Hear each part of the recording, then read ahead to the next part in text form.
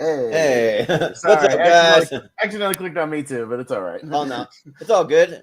No worries. We're if you guys don't know, Austin's kind of running most of the show tonight because I've been out of town all weekend. But welcome to Geography Week on Tournament Fights. So this tonight is going to be episode 147. It's best movies with the city in the title. So we're going to be talking, just movies that have to New York, L.A.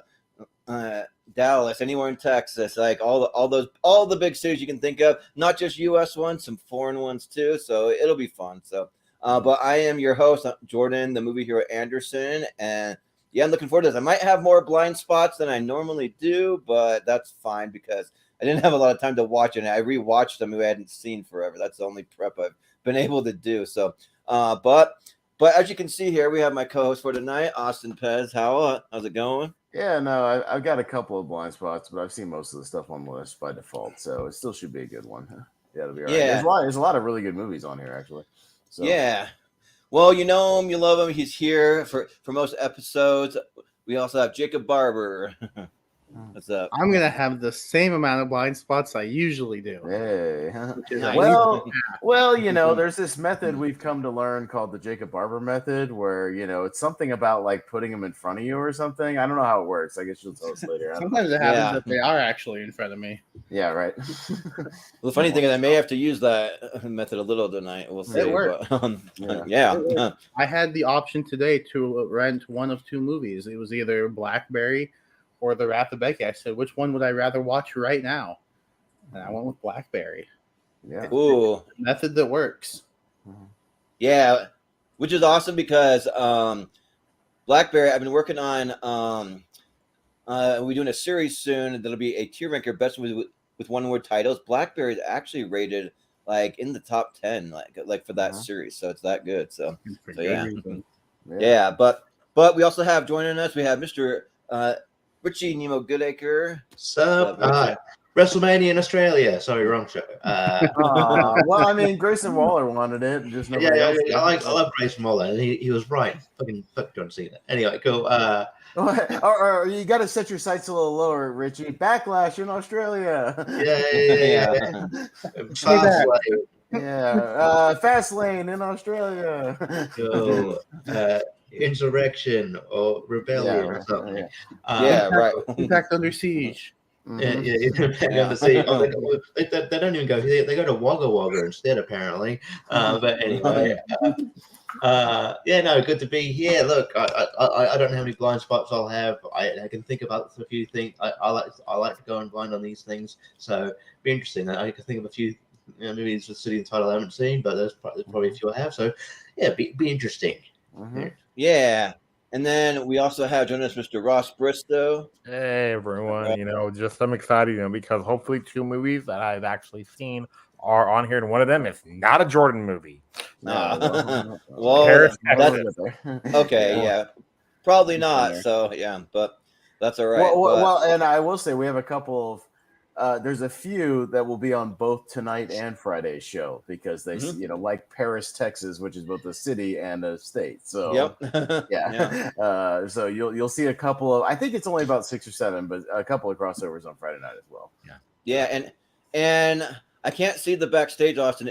Do we have Malcolm here yet? Not here yet. He's not here yet. He said he'll be a little late, but I'll keep an eye out for him and add him when he gets here. But yeah, he'll be here too. Well, he was a last minute addition, so it's all good. So he's probably just wrapping up a couple things. So, but so this should be a fun time. So, Austin, you want to break it down and let everyone know how it's going to work? Yeah, so it's like I said, it's Geography Week. So tonight will be, as the title says, movies with a city in the title. So if you could probably think of one, it's probably on here. We got a pretty good list. We probably don't have every single one, but we got most of the greatest hits on here.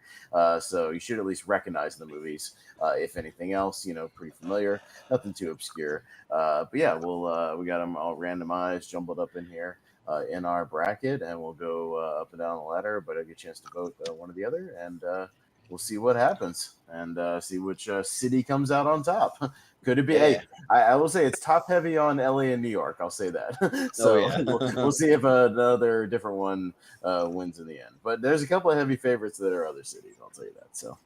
We're gonna almost do like an entire bracket of just movies that take place in New York State or California. I mean, not titles, but ones that take place in those two. You know, so that would California or Hollywood. I think California would could be be most movies that have ever been made.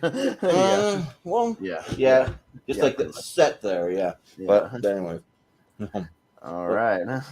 Well, let me write down my little order of how everybody's here. We got Ross, we got Richie, we got Jacob, we got me, and we got Jordan. So, all right. But I don't have any intro videos, so I'll just say Moto Surf. Okay, now we're ready. Yeah, right. Sounds good. All right. Works for me. All right. We'll work over here. Ross will go first. We'll scroll over. We got Little Manhattan versus Dunkirk. Ross. Okay, never even heard of Little Manhattan, and Dunkirk is, I think, one of Christopher Nolan's weakest, but it's still a damn good movie. So yeah, I'm gonna go with Dunkirk. Dunkirk. Yeah. Right. Richie. I haven't seen Little Manhattan. Chris Nolan's weakest is Tenet, so that's right. Dunkirk's great, and yeah, it's in the style of what I'm looking for. And I'm looking forward to Oppenheimer, which is probably has this sort of vibes as well. You know, I'm looking forward to doing the double feature Oppenheimer Barbie. You know, I'm looking for that. I want that cinematic crossover eventually. Oppenheimer and Barbie. So yeah. But definitely Dunkirk. I think it's great. I think it's a great war film. Yeah, it gets better upon rewatch. So yeah, I'll go Dunkirk. Yeah. Jacob. Well, that's one mark for the haven't seen. All right. Tonight, because I haven't seen Little Manhattan, nor have I heard of it until just now. So I'll grab my notebook and keep track. We'll see who has more tonight, because I have a lot of blind spots tonight. So, I have seen Dunkirk. I really like Dunkirk. I think it's a really good war movie. So I'll go with Dunkirk. Yeah. Well, Austin? Yeah, no, I'm a cinephile, and I don't even know what Little Manhattan is, but it was on the list. So, I can tell you a little about it. There's another movie called Manhattan that'll show up that I have seen. And like I said, Manhattan and New York are definitely have a lot of entries in here. So we'll just say that, or other adjacent boroughs of New York. Yeah, right. But I'll still go with Dunkirk. I like Dunkirk, and Richie Nolan's weakest is Memento. Fight me. All right, anyways. Jordan. Yeah, it's another blind spot. I actually own Memento. I haven't watched it yet, though. So I'm not a fan, but I know I'm in the minority. Yeah, but so I haven't seen Little Manhattan, but I remember back in the day when I worked at a Hollywood Video, people used to talk about that movie all the time. Like, it's so adorable. It's these kids that have this little like child romance thing, and it's Josh Hutcherson. He's the only like star that I really know that well in the movie, and yeah, everyone just like says it's cute and adorable, and it's highly rated on like Rotten Tomatoes and stuff. So I threw it up there, so it might be worth a watch possibly. And I'm not a big Dunkirk fan. Like, I just think that it's boring and like nothing really happens besides. I mean, there's a war going on, but they're like, that's it. It's like it's just one little spot, and it's like I don't know. I just don't really get a lot out of like the details of the war. That he purposely doesn't give anyone names. He just kind of, I don't know, just doesn't give a lot of like backstory or like character development. It's just Tom Hardy flying around in circles for the whole movie, and then you have Kenneth Branagh doing something with Mark Rylance and some kids, and I don't know, but so yeah, I'll still vote for Dunkirk, but I'm not like thrilled about it. So yeah. Dunkirk, and we'll go down to Munich, the Steven Spielberg movie, and Midnight in Paris. All right, Richie. I like Munich fine. It's all right. But I came to watch Midnight in Paris kind of in the last couple of years. I really liked it. I like the concept. It's really good. Wilson's good. It's like Wilson and Rachel McAdams teaming back up here from when he crashes. I just like all the great cameos. I think Adrian Brody making a good Salvador Dali. It's like I think it's a cool concept, and it's just a kind of a really sort of really cool story. And so yeah, I'm gonna I think I'm gonna go Midnight in Paris here. Yeah, sounds good. Jacob. So I've at least heard of these two movies. I just haven't seen them. I kept coming across Midnight in Paris on Netflix, I think, and I was like, oh, that looks interesting, because they would always do like a 30-second clip or whatever. I'm like, that looks kind of interesting. Just never watched it. But yeah, so we gotta do the logic. If these two were in front of me, which one would I want to watch? Probably Midnight in Paris. So Okay. Yeah, sounds good. I'm awesome. Yeah, Midnight in Paris is one of the Woody Allen movies I actually like. I don't love a lot of his movies, but this and like Blue Jasmine from around that time I like. And I rewatched Munich not that long ago when we did like a Spielberg show, and I'm not super into it. I know some people really dig it. It was just kind of long and drawn out and had a couple of decent scenes, but I wasn't super into it. So I'll actually go Midnight in Paris as well. Yeah. So I'm gonna mark it down because I also haven't seen Munich. So I got two because I didn't see one, Little Manhattan. So yeah, I got two on the tally. But yeah, but I have seen Midnight in at Paris, and it's fun. Like I don't love it, but I think that it's a decent watch. Like it's one of those kind of like 6.5, 7 out of 10s for me. That's good, but not like blowing me away or anything. But it's worth watching. And Munich sounds like it'd be good. I just haven't gotten around to seeing it yet, so I'll just go Midnight in Paris. And also, like I may be a bigger Owen Wilson fan than most. I'll watch most anything he's in. So yeah. You seen Payne? Wow. No, I tried to see it, and the movie times were all weird at my theater. So I got to figure out what streaming service. It's a fun fact. It's the most on the message boards. The most hated Regal mystery movie so far was Paint. Really weird. Yeah, people did not like that movie. Yeah. Is the next Regal mystery movie Talk to Me? I think it is. Right? I think it is. Yeah, because they tweeted something about a hand, or something. Yeah, I saw a clue. And that's what that movie is or whatever. So yeah. All right, Ross. All right. Well, I haven't seen Munich yet because I'm going through my Spielberg, like every single Spielberg movie still. But I like Midnight in Paris. I don't love it, but I would watch it again. So yeah, Midnight in Paris. Okay. Yeah. All right, Midnight in Paris. Other cities, we got Cedar Rapids and Beverly Hills Ninja. Oh man. All right, Jacob. It's like a weirdly sort of difficult one for me. Weirdly. Yeah. It's not difficult for me because I haven't seen Cedar Rapids, but I have seen Beverly Hills Ninja, and Beverly Hills Ninja is just a lot of fun. So I'm gonna go with Beverly Hills Ninja. Yeah. Austin. Yeah, I still haven't gotten around to Cedar Rapids either. I know of it. I've had a couple of chances, but I don't know. It just doesn't terribly interest me. But maybe I'll get to it someday. But yeah, Beverly Hills Ninja.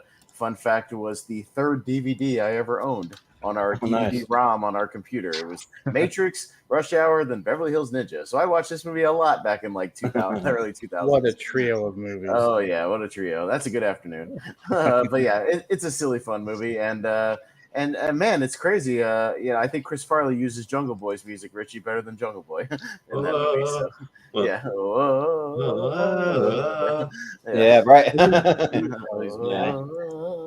We're not going to use it anymore. Yeah. Yeah, like when I think that's like when you're a heel. Yeah, when he's trying to slingshot himself on the tree, like on like a palm tree. He's like doing that in the movie. Yeah, but yeah. So Cedar Rapids is one that I like to kind of champion. I think that's pretty good. Like it's the case for me that I think Ed Helms can lead a movie. I don't think that for the most part he's not good as a lead. Like this is one of the very few ones, but I think that for me it actually works in it. And yeah, it's got a decent little cast with like John C. Reilly. You got Kurtwood Smith, Stephen Root, Sigourney Weaver's in there. So that's fun. Like it's another one of those kind of 6.5, 7 out of 10 movies for me. But Beverly Hills Ninja may be the funniest movie I've ever seen. Period. Like that movie, just like oh man, just the slapstick. Because I'm a big either slapstick or just random off the wall humor, or like the humor that really gets me laughing and stuff. And yeah, Chris Farley, just the king of slapstick. Where he's like, "Hello, I'm Haru from the Takagura Dojo. Allison, my dove, I must save you." Like it's good stuff. And then when he's running around with with Chris Rock. Oh no, Joey, you have led us astray, and he's like blindfolded, and they're like trying to drive, and they're going through like a car wash and a convertible and all that stuff. So classic slapstick stuff. That's what he was good at. So I'll go with Beverly Hills Ninja. Ross. Beverly Hills Ninja. Yeah. Richie. Yeah. You got. I think your mic's gone weird, man. I don't know. Someone's is. Yeah, I don't know. I'll find out. It's all good. I've seen Cedar Rapids. I don't remember much of it though. If I'm being honest, I'm not a huge Ed Helms dude. I'm just not. He's probably better as a co-star. Like even I mean, I defend the remake of Vacation, but I admit that he gets great. He gets annoying in that movie. And he's probably not when he tried to take over the Office. I didn't buy him as a lead even then, even it was TV thing. And Beverly Hills Ninja's fun. It's like one of Chris Farley's last movies, and I'm not going to say it's like funny, the funniest movie ever or anything like that. But it's fun. I enjoy it for what it is. I watched it a lot when I was a kid, so I'll go Beverly Hills Ninja. All right. And also shout out Robin Shue from Mortal Kombat in that. Yeah, that movie. He's good too. So. All right, Dallas Buyers Club and Shanghai Noon. All right. All right. What Owen Wilson so far? Yeah. Yeah. Owen Wilson might pop up a lot tonight. We'll see. Yep.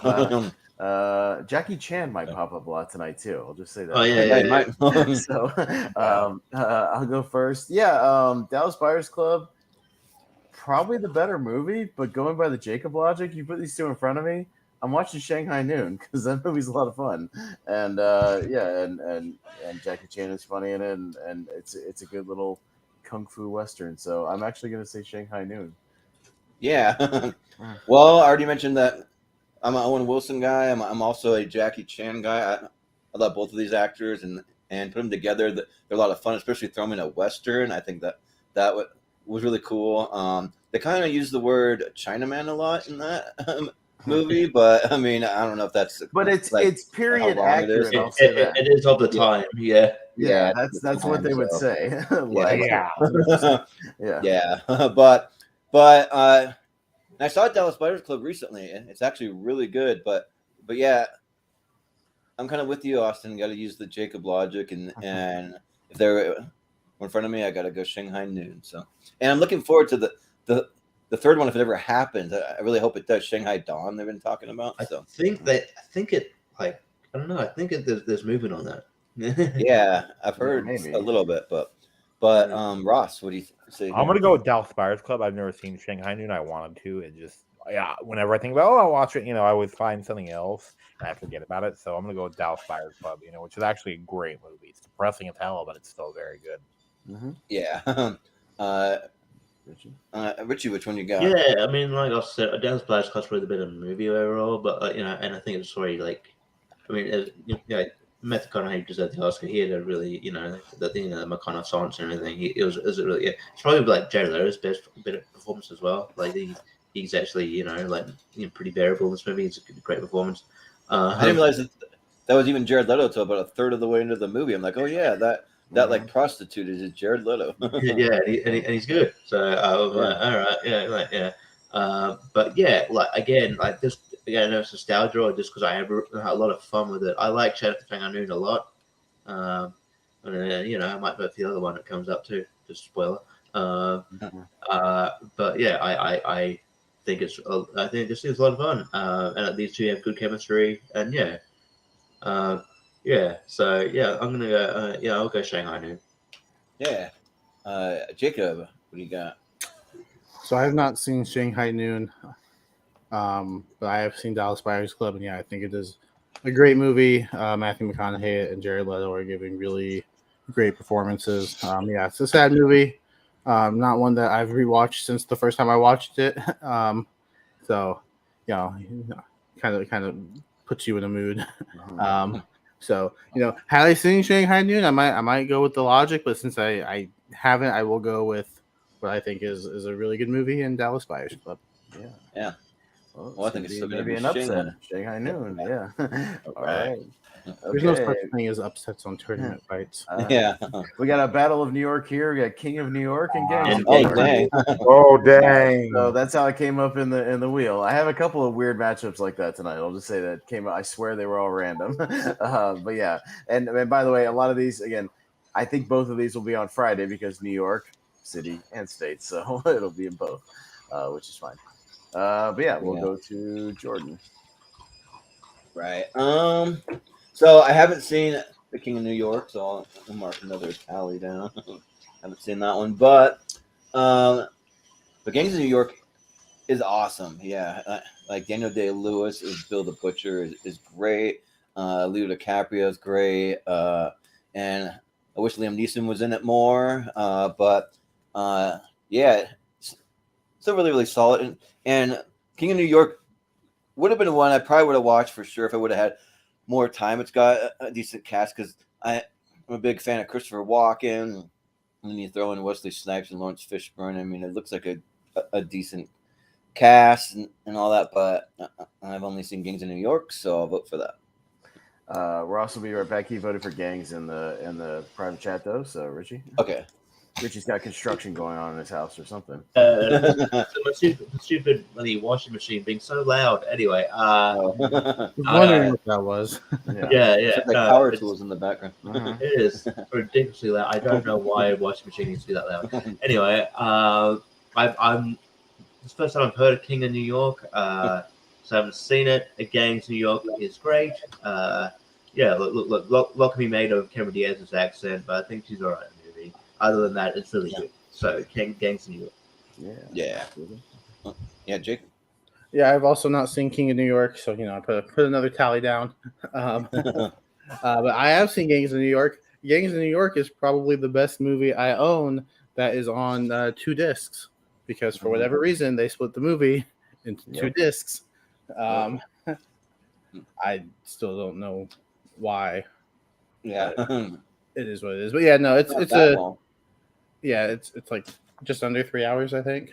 Yeah. So I don't get it, but no, it's a really good movie. I think the only criticism I've heard people make about it is Cameron Diaz's accent, and if that's your only gripe about a movie, I mean, how bad could it really be? So, Gangs of New York. Yeah. Well, Austin? Yeah, I have seen King of New York. King of New York, I could definitely recommend it. It's really good. If you want to still see like non-parody Christopher Walken, like back when he could still be intimidating, like a gangster, like he's really good in the movie. And yeah, Lawrence Fishburne's great in it too. So yeah, it's a good little noir gangster movie. I do recommend it. It's like free on every streaming service if you look it up, like Vudu, Tubi, Prime, everything. So I do recommend it. It's a good time. But yeah, Gangs of New York is very high up on my 128, so I go with that.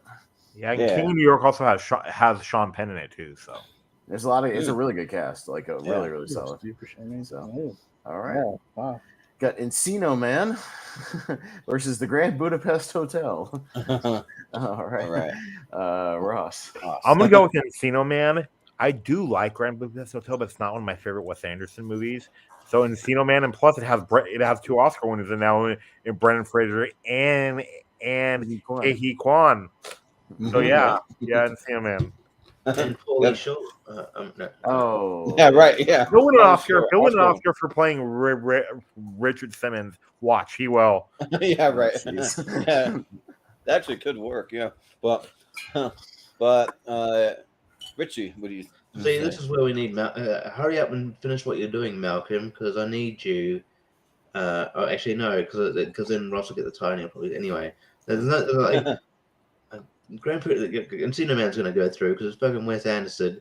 Anyway, but I'll go Grand Budapest Hotel anyway because I like Encino Man. It's a good movie. It's a good nostalgic movie. I love the cast. It's a fun movie. I love Grand Budapest Hotel. I think it's great.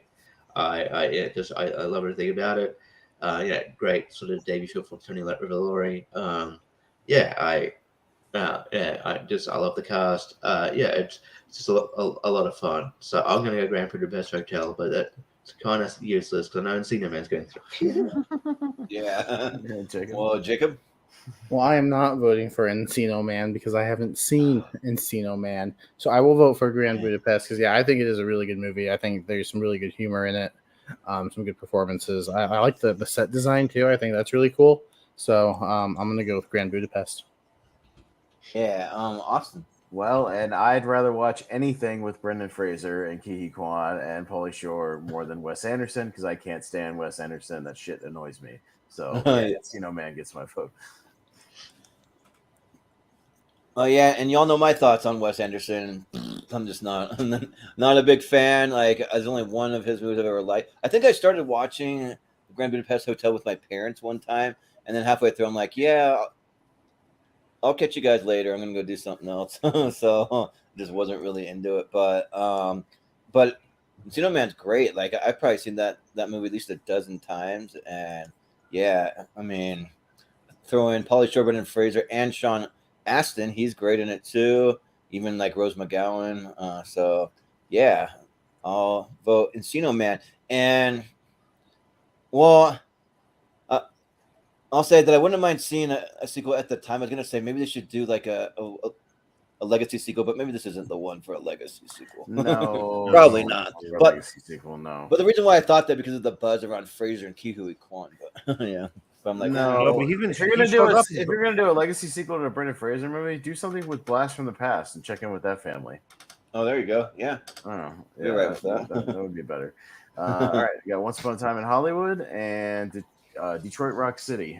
Uh-huh. All right, Richie.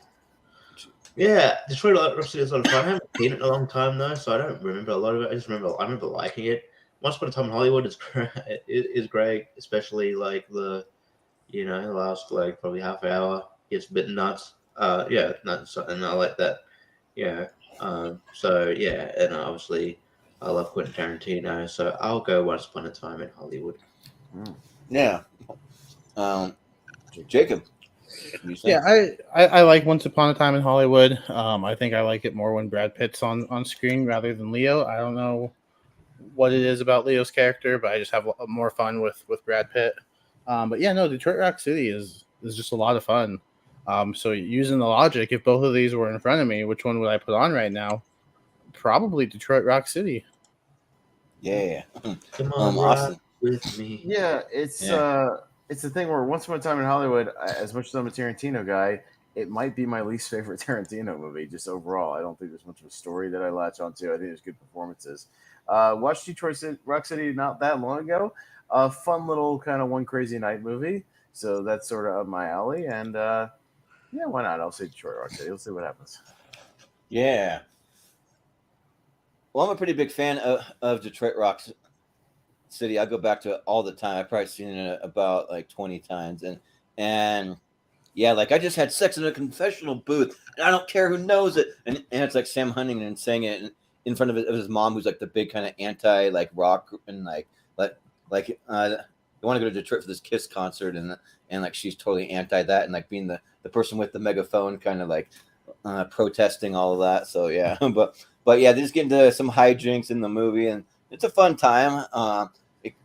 So yeah, and Once Upon a Time in Hollywood, yeah, like it's one of my like lesser Quentin Tarantino one. I think it is good, but yeah, the stuff with Brad Pitt is the best stuff in it. Yeah, I would agree there. So I'll go Detroit Rock City.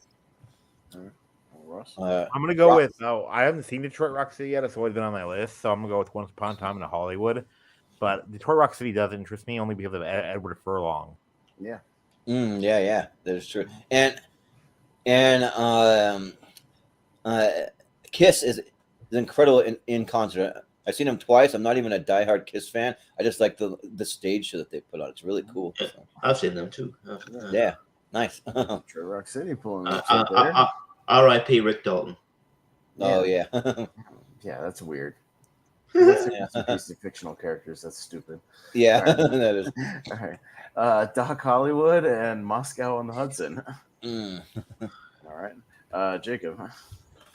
Yep, just marking down 2 more tallies because I haven't seen either of these movies. Funny enough. Well, it's Michael J. Fox versus Robin Williams. Just think of it like that. Yeah. No. Funny enough, Doc Hollywood is streaming on It's either HBO Max or Netflix. Because after I watched Still, I was gonna like, oh, now I'm in the mood for a Michael J. Fox movie. And I just didn't have time before Austin and I were watching Money in the Bank. So just didn't have time. But it's one that really interests me. I don't really know much about Moscow on the Hudson. I'm just on a Michael J. Fox kick now. Like, just want to go back and watch some more of his movies that I haven't seen. So I'll go with Doc Hollywood, actually. Yeah. Austin. Yeah, both these movies are decent. Moscow on the Hudson is a more underseen Robin Williams movie. It's pretty good. He gives a good performance. But yeah, I watched the Michael J. Fox documentary too, and it put me in the mood to watch some of those movies as well. So yeah, let's throw a bone to Michael J. Fox on this one. Give it to Doc Hollywood. Yeah. So I probably haven't seen Doc Hollywood, man, since like 1994 or something like that. It's been a long time, and I remember it being good, but not great. He is my favorite actor of all time, though. I'm a big Michael J. Fox fan, and so I like the movie more for just his performance. But I wasn't like that enthusiastic about the movie as a whole. But I've never seen Moscow on the Hudson, so I'll mark one down for that. But I'll go with Doc Hollywood. Yeah. Ross, what do you say? I've seen both of these, and then I like Doc Hollywood. It's actually the better version of Cars before Cars came out. So yeah, Okay. So yeah, Doc Hollywood. Yeah, sounds good. Richie, what do you I got? haven't seen Moscow on Hudson. So yeah, probably something I'll get around to because I've seen most of Robin Williams stuff. I saw Doc Hollywood years ago. I really can't remember much of it, but I guess because I've seen it, and I do remember kind of enjoying it. I remember I saw it when I was like a kid, so I remember enjoying it. But again, I think as a kid I enjoyed a lot of things, so I might have to go back and watch it, and then with adult eyes. But I'll go Doc Hollywood. Sure. You either saw this or Life with Mikey. Yeah. I never saw Life with Mikey. I heard that one's pretty good. Or The Secret of My Success. They all blend together. Yeah, right. We got Selma and Tombstone. All right, I'm up first. Yeah, Selma's solid, good, kind of a great performance, and I think is kind of an okay movie. But yeah, Tombstone kind of rules. One of the great ensemble casts ever. A lot just stacked from top to bottom and a really great Western. So I'll go Tombstone. Yeah. Selma, it's a town, I want to say like Alabama. Yeah. So there's that, and it is really, really good. David Oyelowo gives a really great performance in it, and but this past weekend we got a chance to go meet. So my brother just got engaged to this girl who lives in the center of Utah, almost this little town called Spanish Fork. But we got invited to dinner over there, and he had one of his sisters there, and his sister lives in Tombstone, Arizona. I don't know if the town's actually called Tombstone. I think it is, but like it's where it's filmed and everything. So she had a couple of stories about like the movie being filmed and all that stuff. She kept saying this really old movie called Tombstone. Probably none of you have even seen it. And like we're like, no, we've seen it. That movie's great. Yeah. So and yeah, a really awesome cast. I mean, all of them work perfectly.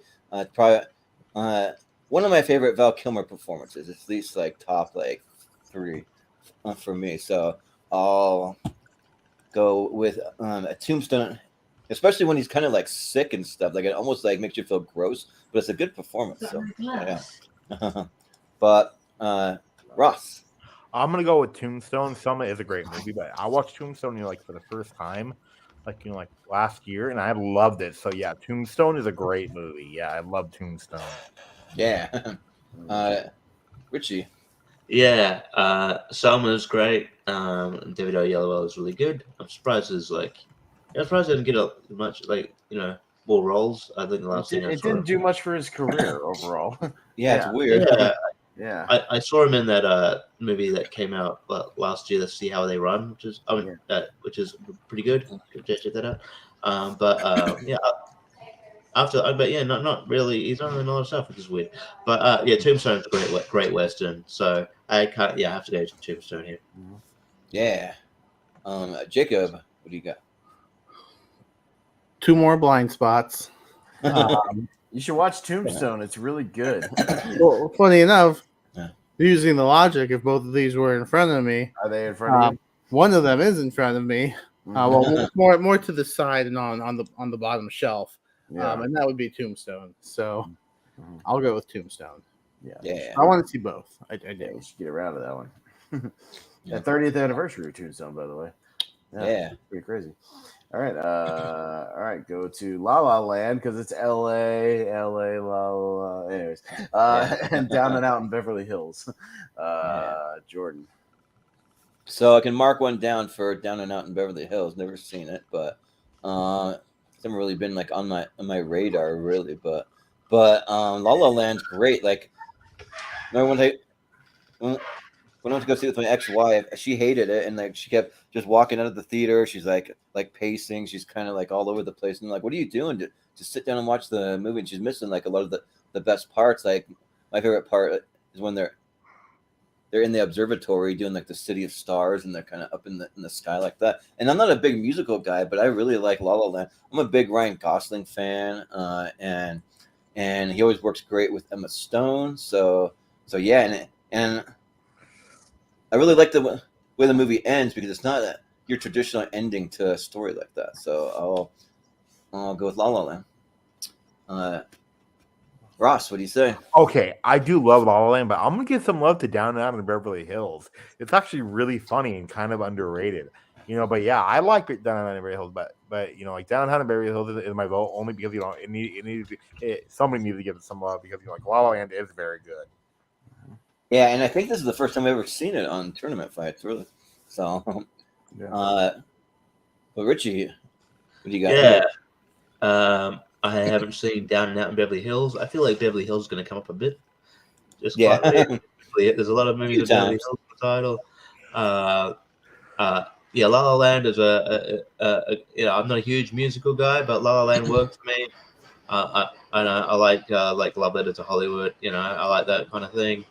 Again, always have noise around here for some reason. Jesus Christ. That chemistry between Emma Stone and Ryan Gosling is great. Great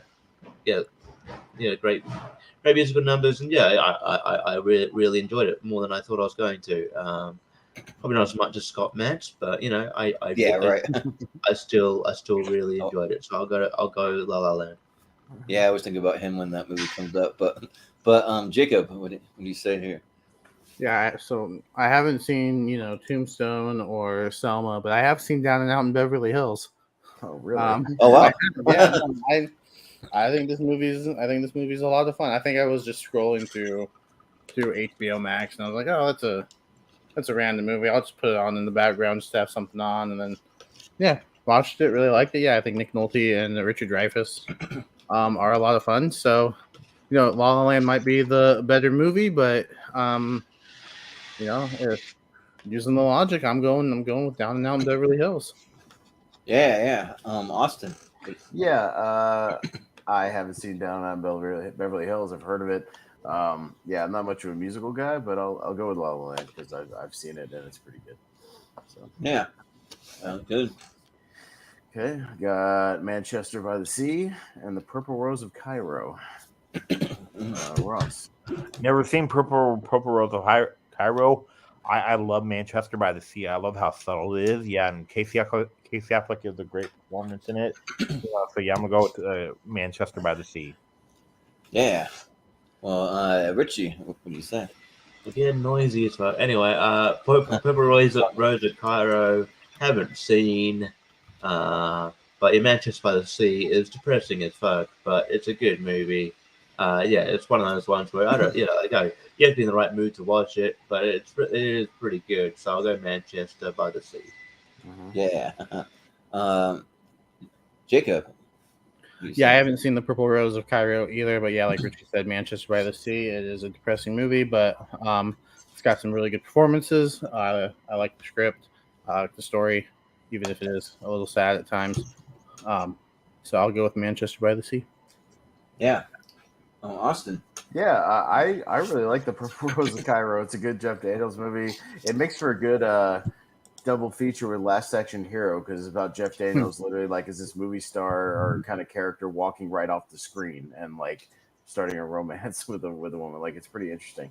It's a little hidden gem from the '90s that I like. I actually haven't seen Manchester by the Sea. It's a blind spot for me, so I'll show some love for Purple Rose of Cairo. Streaming on Tubi. I got it for $1 at the Dollar Tree. It's only an hour and 22 minutes. Yeah, that's a good plus, right? There you go. Yeah. Yeah. Well, I haven't seen either one of these, so I went ahead and just marked 2 tallies down because the only thing I know about the Purple Rose of Cairo is when Chris Farley's interviewing Jeff Daniels on the Chris Farley show on Saturday Night Live. He's like, "So you were in the Purple Rose of Cairo?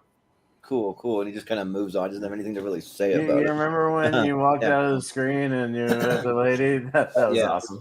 Yeah, that was awesome. Yeah, but and yeah, I've heard Manchester by the Sea. It is really sad, but it's great performances. So, and yeah, I'll vote Manchester by the Sea because that's probably the one I'd watch first. So, yeah, I believe Casey Affleck won Best Actor that year. Yeah, he did. Yeah. All right. Got The Muppets Take Manhattan and Beverly Hills Cop 2. Richie. Talk over vacuum cleaner. Muppets. Muppets Take Manhattan's good. I enjoy it. I love Muppets movies. But Beverly Hills Cop 2 is probably the best Beverly Hills Cop movie in my opinion, and probably a popular opinion too. But yeah, so I will go with that. I think he's that's the better of the two. I am very nervous about Axel Foley. We'll see if that pans out. But yes, I still got Beverly Hills Cop 2 though, which is a good movie.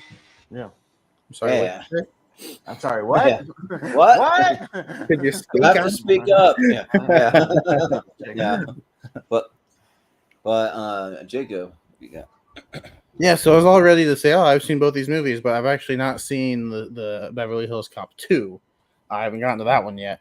But I think all the Muppet movies are pretty fun. So I'll go with the Muppets Take Manhattan. Yeah. Austin. I think The Muppets Take Manhattan is the one. I know I probably saw it when I was a kid, but that's the one I want to revisit. But it's the weird one that's not on Disney Plus, and it's not in my Blu-ray set because it's owned by a different company. So it's like the one odd one in there. So I'd like to rewatch it, but I haven't had a chance to. But yeah, Beverly Hills Cop 2 is the best one. That's the one where Gilbert Godfrey has a really memorable scene. That was one of his first movies. Oh, nice. And he's great, yeah. And directed by Tony Scott, one of Tony Scott's early movies. And he directs the action really well in it. So I'll say Beverly Hills Cop 2. Yeah.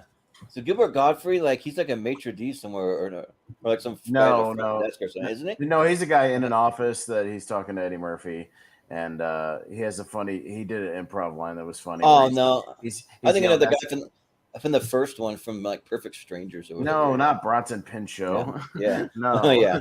No. Gilbert Godfrey's talking he's complaining about his wife to Eddie Murphy, and he improv a thing where he picked up the phone next to him and just went, "Bitch!" And then he slams the phone down. Yeah. It's a pretty good little scene. It's like two guys with very unique voices, but Beverly Hills Cop is really good. And whatever happened to Judge Reinhold? Did that guy retire from acting? Because I liked him. I thought he was good and stuff. No, I think he's going to be an Axel Foley. He's going to be in the new one. Oh yeah. Oh nice. Cool. Then I'll look forward to that for sure. Yeah. Yeah. But maybe just not doing it a lot. But yeah. And I've never seen the Muppets Take Manhattan. I've only seen about 4 or 5 Muppet movies. I haven't seen all of them. So. But yeah, this is just one I haven't seen, so I'll go with Beverly Hills Cop 2. Ross.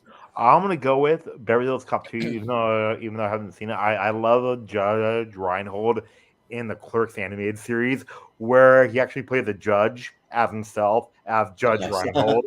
So yeah, I'm gonna go with Beverly Hills Cop 2, even though I haven't seen it. I'm not Classic really Kevin Smith to put him in that role. Yeah. Nice. It's the longest episode title too. Yeah. Yeah, A dissertation on the American justice system by people who have never been inside a courtroom, let alone know anything about the law, but have seen way too many legal thrillers. Wow. Interesting. Nice. And 13 hours was a long time too. When everything went wrong, 6 men was Had the courage to do what was right. 13 hours, The Secret Soldiers of Benghazi, and Michael Bay. Yeah, right. Yeah. As opposed to Straight Outta Compton, right to the point. Yeah, right. Straight Outta Compton, Yeah, 13 long, hours. yeah. I know what Jacob's gonna vote for, but we got to go to it first, anyways. Yeah, because I've seen 13 Hours and it's a decent movie, but yeah, Straight Outta Compton is in my top 100. I absolutely love this movie. I think it's great. I think Paul Giamatti gives a really good performance in here, but yeah, then everyone playing the NWA, Ice Cube's son. It's crazy how much he looks just like him around that time. Pretty good casting. I wonder what inspired that. Yeah, right. The fact that he looks exactly like exactly him, like him, sounds almost exactly like him. can do the same frowny face scowl as him. Yeah, yeah. And he's had a pretty good acting career so far, I think. So, Yeah. I'll go with Straight Outta Compton. It's not even close for me. Yeah. Awesome. Yeah, and my God, does Jason Mitchell look exactly like Eazy-E in that movie? Like, holy shit! Like, yeah, it's good casting all around. Everybody both looks like him, but it's not just the looks. Like, they're all great in the movie. And I rewatched it not long ago for like a battleground match, and I hadn't seen it since theaters, and that movie's awesome. Yeah, it's really really good. So yeah, for sure, Straight Outta Compton for me. Yeah, 13 Hours is okay. It's all right. Yeah, like I've seen both of these. I did like 13 Hours. I didn't love it as much as Mark Ellis did. I remember there's like a famous review. He was going like, he was raving about it, and then Chris was just like, all right, calm down. The movie's good. It's not like a masterpiece or anything. And he's like just like going for broke about it. But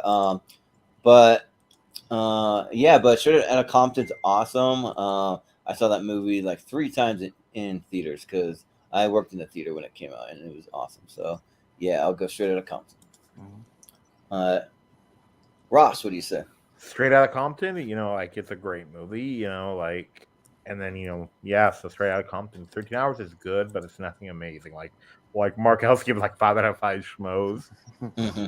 Yeah, but Richie, what do you say? Yeah, I don't know what look, we like what you like, but yeah, I don't know. I couldn't under. Yeah, that's cool to get with 5 stars. I don't understand, but it's cool. Yeah.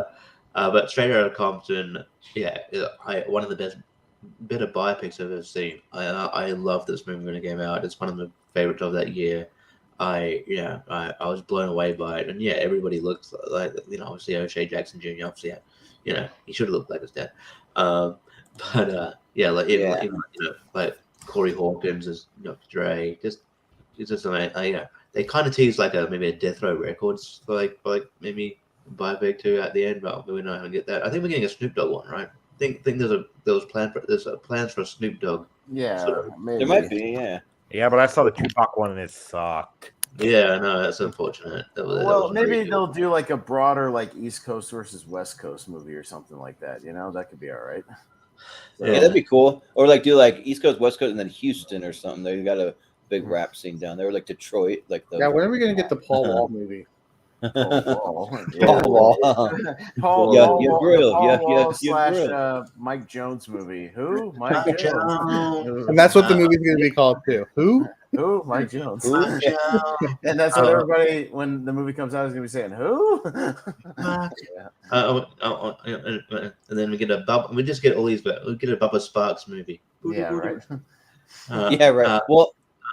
And that's Gary Gray hasn't done anything that great after he did Fast 8, which was not that good, and then Men in Black International. So anyway, that's better something, as you can probably tell.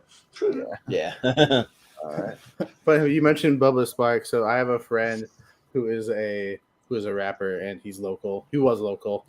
He's a Christian rapper though, and he opened for Bubba Sparks. Okay. Nice. Weird. So he does all this Yeah. Christian stuff, and then Bubba Sparks goes up there and goes booty, booty, booty, Booty, booty, booty, booty. Yeah. All right. That's Apparently, in the Tupac movie, though, he's actually seen you using an iPhone. Well, not Tupac is. Yeah, there's. That's that's because he's alive. But anyways, all Yeah, right. he's still All right, we got another New York battle here: Escape from New York and Manhattan, the Woody Allen movie. Excuse me. Yeah, I've seen Manhattan. Again, those early ones, Manhattan and Annie Hall, are pretty decent for what they are. But it ain't Escape from New York. It's not Snake Plissken. You know, Kurt Russell being a badass in a eye patch. So yeah, I'm gonna go with Escape from New York. Yeah. Well, I mean, for anyone, like speaking of like Christian artists, like I've always thought that Tupac is on the island of Patmos with John the Beloved. So if you know Bible stuff, it's like he's a guy that was like blessed or cursed or whatever to live forever. He's never gonna die. So he's out with that guy. That's what I always tell people. But yeah, here I never seen Manhattan, but I know a lot of people like say it's a masterpiece. But I'm just not big on like Woody Allen. Like I like him 1 or 2 or 3 maybe, but that's about it. But and Escape from New York's great. It gives us one of the best action heroes with Snake Plissken, and yeah, like it's a really fun journey. And I'm just nervous to ever see it from LA because I heard that it's not even close to as good, and so that makes me nervous. So I haven't seen it, but I've seen Escape from New York, so I'll vote for that. Yeah. But Ross, what do you say? Escape from New York, I haven't seen, but like Manhattan's actually kind of creeps me out from the story. And like it's about like this guy who falls in love with like a 17-year-old. So yeah, Manhattan is supposed to be good, but I'm not into it. So I'm gonna go with Escape from New York. Yeah. Richie. Yeah, I haven't seen Manhattan, but yeah, Escape from New York is great. Yeah, Snake Plissken is a great character. Yeah, and I think they're doing a remake is coming with Leigh Whannell directing, I believe, if you look it up. So just don't cast The Rock. Yeah, like he's not Snake Plissken. He's not Snake Plissken. No, don't cast him. So still cast Kurt Russell if you want. I mean, come on. Well, Kurt Russell could be like the mayor that needs to get saved, or you could recast him as somebody else. Yeah. Or he could be the Lee Van Cleef role from the original one. He could be like the advisor guy that sends him on the mission. You know, that could be. Scott Adkins could play him. Yeah. Nah, he's not a star. There you go. But maybe his role in John Wick Chapter 4 boosted his career. Maybe. We'll see. Yeah, he was great. He was great in that. Anyway, Escape from New York for sure. Yeah. Jacob. Jacob. I haven't seen Manhattan either. Escape from New York is just awesome. So Escape from New York. Yeah. All right. Yeah. One of the best posters of all time too. Yeah, no, that's a cool poster. Yeah, it's nice. All right. The Manhattan one is pretty cool too, though. I got to admit that. Not bad. Mystery Alaska and 310 to Yuma, Jordan. Russell Crowe off. Yeah. Movies. Two Russell Crowe. And 310 to Yuma was the one that I rewatched because I've seen it, but for some reason I just don't remember a lot of the like details of the story. And holy crap, that movie is freaking amazing. That movie is awesome. And there's a lot of actors that gave amazing performances in it, like Ben Foster, Logan Lerman. So there's Kevin Durand. So they're all pretty solid. But yeah, and Russell Crowe and Christian Bale actually have pretty good chemistry in the movie. I think that it works pretty well. So, and Mystery Alaska is great too. Like it's one that I think it's kind of unfortunate it's going up against 310 to Yuma because that movie deserves a lot of love. I mean, Russell Crowe, and I really like Hank Azaria in it. He's good, and it's a cool little sport hockey movie. But I think I got to give it to 310 to Yuma. Yeah. Ross, what do you say? I'm going to give it 310 to Yuma. You know, James Mangold, please make a good movie again. You know, because I was not a fan of the new Indiana Jones, but yeah, 310 to Yuma is great. You know, like, and then like, I'm a big fan of James Mangold. You know, like, I'm like 40 View Ferrari. My favorite movie he ever did was actually Copland. So yeah, I'm gonna go with 310 to Yuma. Yeah. Richie, what do you say? Yeah, I'm a big fan of Mystery Alaska. I think it's really funny, and got a lot of heart to it. Yeah. Nice. Is Alaska a city and state? I don't know. I'm a little confused. I don't know stuff. Or is it Well, city? yeah, Alaska. No, the town's actually called Mystery. It's called Mystery. Oh, Yeah, it's yeah, called so Mystery. That's right. It's called Yeah. Mystery. That's Well, right. and Yeah. Mystery Alaska will be on Friday as well because Yeah, right. yeah. Yeah. Yeah, because Alaska title. Yeah, Yeah. Mystery Alaska is great. Yeah, but I watched 310 to Humor again recently. Yeah, this movie rules. Yeah, the chemistry between Russell Crowe and Christian Bale. Sorry, but Abby's gorging on her bickies and fucking going, eating too fast.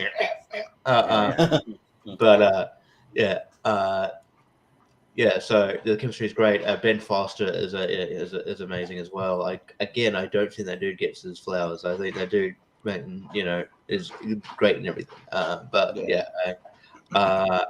I'm going to slightly go for the 310 team here.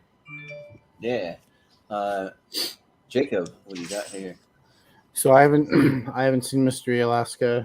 It's one that comes up every so often, and so I'll probably get to it eventually. But yeah, 310 to Yuma is really good. Yeah, Russell Crowe, Christian Bale.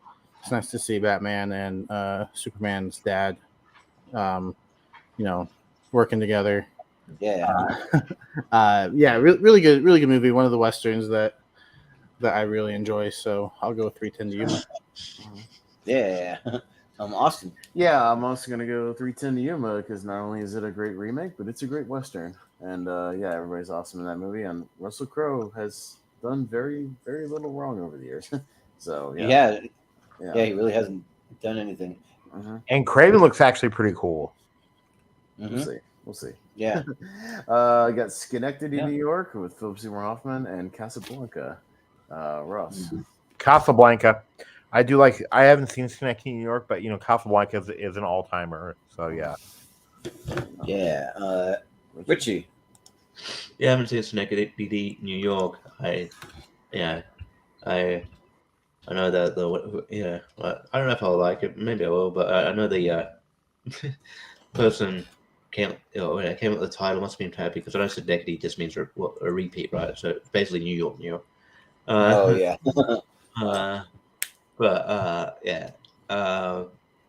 So I'll go with the classic here. I don't mind Casablanca, and I don't want to piss off Chris Scott, so let's go Casablanca. Yeah, right. We'll just get it maybe into the second round, hopefully here. But Jacob, what do you say? Oh, he's not here. I haven't seen. Yeah. I haven't seen Schenectady. It's even hard to say. Yeah, it is. Schenectady, New York. Schenectady. That New York movie with Philip Seymour Hoffman. Schenectady, I think might be how it's pronounced, but there's no C at the beginning. So the English language is fucking weird. Anyways, like Nemo and Finding Nemo. I live in. Casablanca is great, so I'll go with Casablanca. Yeah.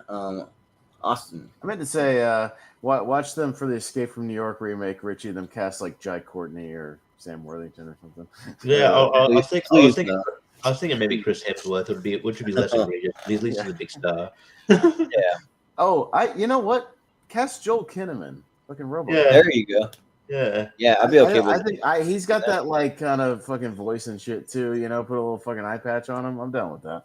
Anyway. Yeah. But anyways, Casablanca. I haven't seen Schenectady, New York, but yeah, Casablanca's a good movie. So. Cast one of the Joels, even Joel Edgerton, like one of those guys. I've never seen Schenectady, New York. From the synopsis, it seems like it'd be okay, but it's not one that I'm like excited about from looking into it. But Casablanca, I've seen it, didn't love it. I thought it was okay, so that's just me. But it's the one that I have seen, so I'll go. We know you don't like old movies, Jordan. We know. I know you don't. Yeah, like I like some old movies. It just depends, but I do. I love the look and the world building that Casablanca does, but beyond that, it doesn't do much. Yeah, I don't think Jordan can name 5 movies before 1950 he loves. No. No. Hey, Jordan, though, do you like Julia Kaufman at all? Kind of. Because he did Schenectady, New York, so that's why I was Oh, asking. All right. okay, yeah. All right. You're right.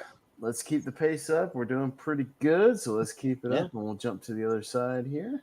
It's funny, we're So- halfway through, and I'm at exactly half of the movies I haven't seen. Well, you know, maybe I haven't seen 7. I have a feeling Jacob would be 50-50 on the other side too, so we'll see.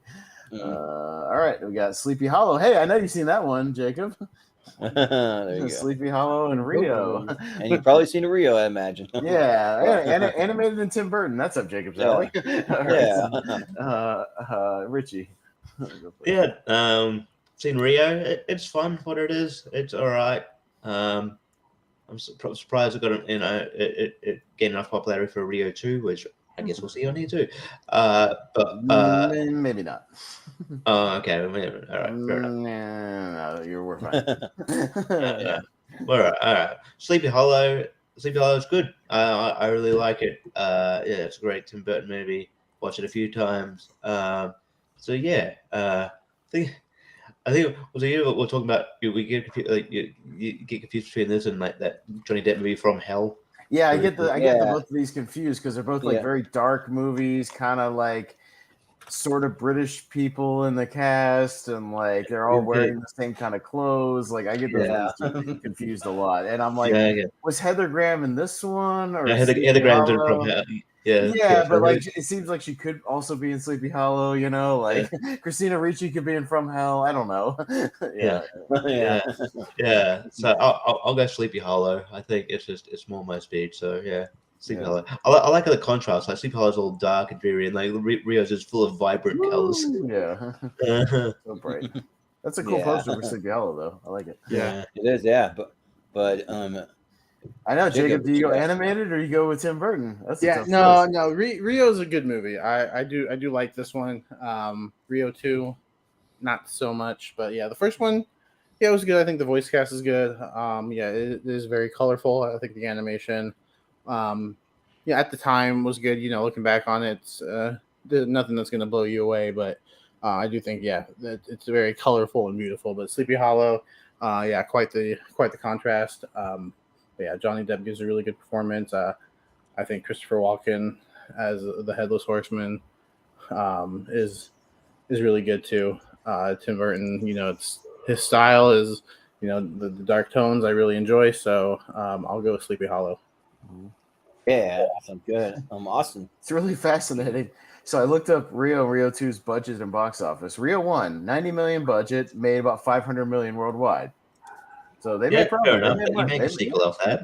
They made a sequel off that. Spent about the same, about 100 million. Made 500 million, almost exactly the same worldwide. Wow! So they just repeated it right over again and cashed in.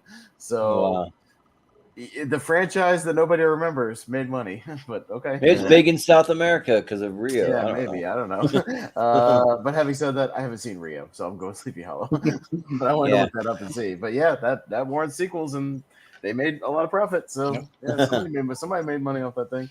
Yeah. Well, I've seen both of these. I actually used to years ago volunteer at this thrift store, and on their TVs they would just play Rio. Like it's like the only DVD that this thrift store has is like a Goodwill type, but like sort of like a local one though, and they would just play Rio over and over again. Like it just got annoying. I don't know, but and then Sleepy Hollow is good. I'm a big Christina Ricci fan. Like I've always had a crush on her since forever. I've ever seen her in a movie, basically. But and another Christopher Walken movie in the tournament, and Johnny Depp's great in it. So yeah, I'll go Sleepy Hollow. Ross. Sleepy Hollow doesn't fucking annoy me like Rio does. So I'm gonna go with Sleepy Hollow. Rio's fucking Austin, you would not like Rio. No, it's fine. Yeah, I wasn't gonna watch it. Anyway. Rio gets annoying. If you like shouting out catchphrases just for the sake of shouting out catchphrases, I'm good. Yeah, I'm good. Got a Bronx Tale and Talladega Nights. Jacob. Yeah, I haven't seen a Bronx Tale, but so marking one down. But Talladega Nights is just a lot of fun. I think, yeah, Will Ferrell and John C. Reilly. I go back and forth on which one is my favorite between this and Step Brothers as far as their collaboration. Because both are just so quotable and funny. But between these two, I gotta go with the one I've seen and the one I like and the one I've rewatched probably at least a dozen times. Talladega Nights. Mm-hmm. Yeah. Austin. Yeah, Bronx Tale I've been meaning to get to. It's one of my little blind spots that I've seen a lot of clips of online. Yeah, I need to fill in my De Niro gap on that one. Get to it eventually. Yeah, Talladega Nights is a good time. One of those good Adam McKay movies he made in the 2000s. He was on a roll, so yeah, I'll go Talladega Nights. Yeah. Well, I'm gonna mark one down for A Bronx Tale because I have not seen it, so that puts me at just 8 blind spots. So I think you have me beat, Jacob. But yeah, I'll vote for Talladega Nights for Ricky Bobby and his 2 sons, Walker and Texas Ranger. Let's go. Woo! So Talladega Nights. Ross? I'm actually gonna go with the Bronx Tale. Bronx Tale I watched, during the pandemic, and I loved it. Like the guy looks just like a young De Niro. So yeah, but I do like Talladega Nights, but the Bronx Tale is really good. And then there's an actor who has a cameo, who's been known to work with De Niro a lot. So yeah. Mm-hmm. Yeah. Sounds good. The young Zac Efron. Yeah. No, I haven't seen A Bronx Tale. Talladega Nights is great. It's a lot of fun. I might enjoy this slightly over Shepard Brothers. I know that's blasphemy, but I like it slightly over Shepard Brothers. I like Sacha Baron Cohen as the villain. He's got these things fun. Michael Clark Duncan in there. I like a lot of things about it. So I'll go Talladega Nights. I always thought this might get a sequel, but it didn't. So. No. Yeah. It's just one of the many sports movies that Will Ferrell did for a time period. Yeah, right. Yes. All right. To Live and Die in L.A. and 3 Billboards Outside Ebbing, Missouri, which will be in the other tournament too because of the Missouri thing. So. Oh yeah, right. So I'm up first. Yeah, 3 Billboards is good. Comes up a lot here. Very good. I haven't seen To Live and Die in L.A. yet because the 4K is coming out in like a week, and I already pre-ordered it. And I'm waiting for it because it's really hard to find on streaming. There's like a crummy DVD out there. I don't know that. And then I looked at it. I was like gonna, buy the DVD, and then I saw the 4K was coming out in July. So I was like, yeah, I'll just wait for that. It's a William Friedkin movie. I really want to see it. I heard it's great. So just to be the odd man out, because I know where this is going, I'll say To Live and Die in LA because I'm literally gonna watch it in about a week when my 4K gets here. I'm looking forward to it. So, yeah, I've never seen To Live and Die in LA either, so let's put another tally on the old board here. But 3 Billboards is awesome. I was a little late to the party. I probably saw it like a year after it came out, and yeah, man, this movie is just great. Like, maybe want to go check out more stuff from Frances McDormand, but I haven't really liked anything else she's really done that much. But there's a really good Frances McDormand movie coming up on this side. Oh yeah, there's also Fargo. Yeah, Fargo's awesome. Yeah. Spoilers. God damn it! I'm going to spoil it. I was going to say Schmargo. I was going to say there's going to be a really strong contender that could make it very far in the tournament coming up soon. But besides those, but Nomadland is a real place. Yeah. And then Sam Rockwell, we was talking about how he can almost do no wrong in movies. Woody Harrelson's awesome in it too. And one of my favorite character actors, John Hawkes, he's always great whenever he pops up. So yeah, I'll vote 3 Billboards. Ross, what do you say? I'm gonna go with 3 Billboards. I love 3 Billboards, and then I actually think it was almost category fraud that Sam Rockwell was actually nominated in Best Supporting Actor because he's co-lead in this movie. So yeah, I'm gonna go with 3 Billboards. Yeah, sounds good. Richie. Yeah, he essentially is, but I haven't seen To Live and Die in LA. I've heard good things too, so I might check it out at some point. But 3 Billboards is great. It's phenomenal. I really enjoy it. And yeah, I think I remember the last time we talked about this, we were debating whether she's a good mom. I'm not going to get in that debate again, but Yeah.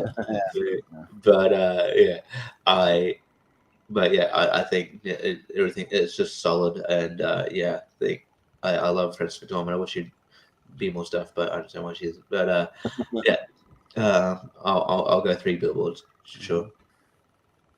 We'll have to rewatch it and like pay attention to whether or not she's a good mom. but anyways, Jacob, what do you say here?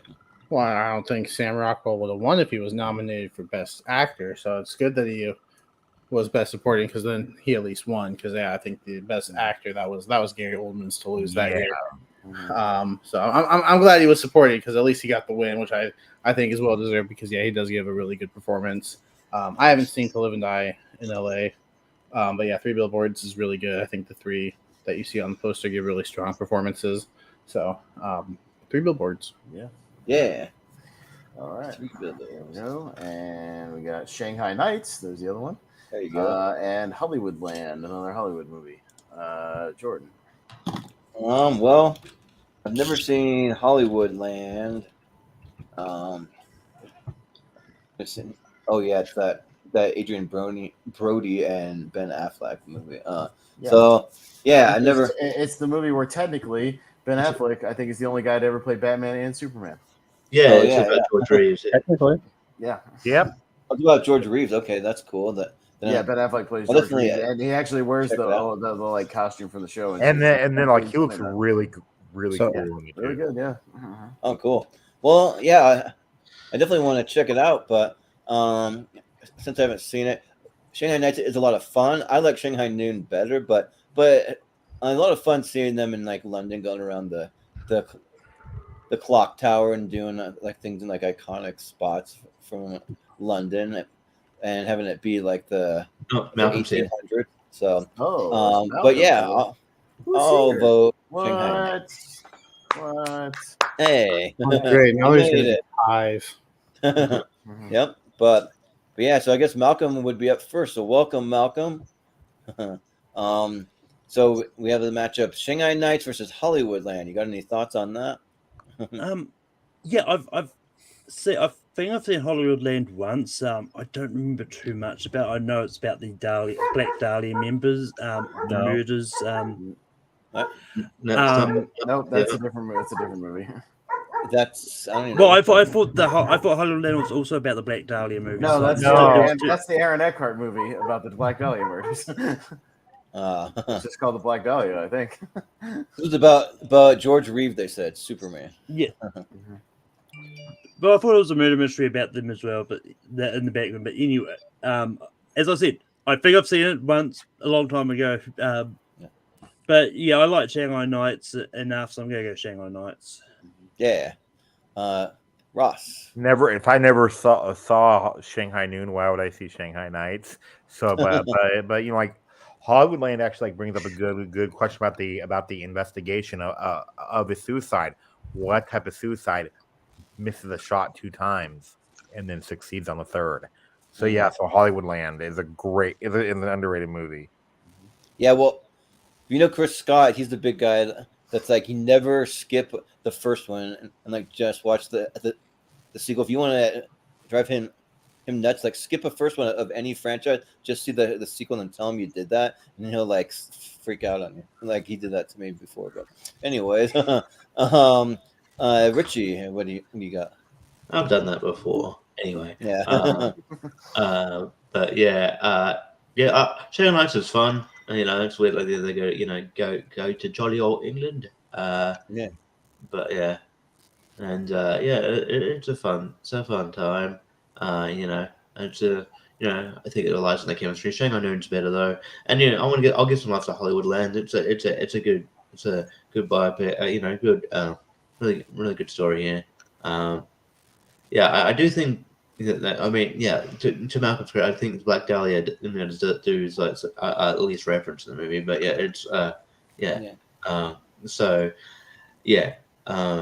Hollywoodland is great. So yeah, I'll go Hollywoodland.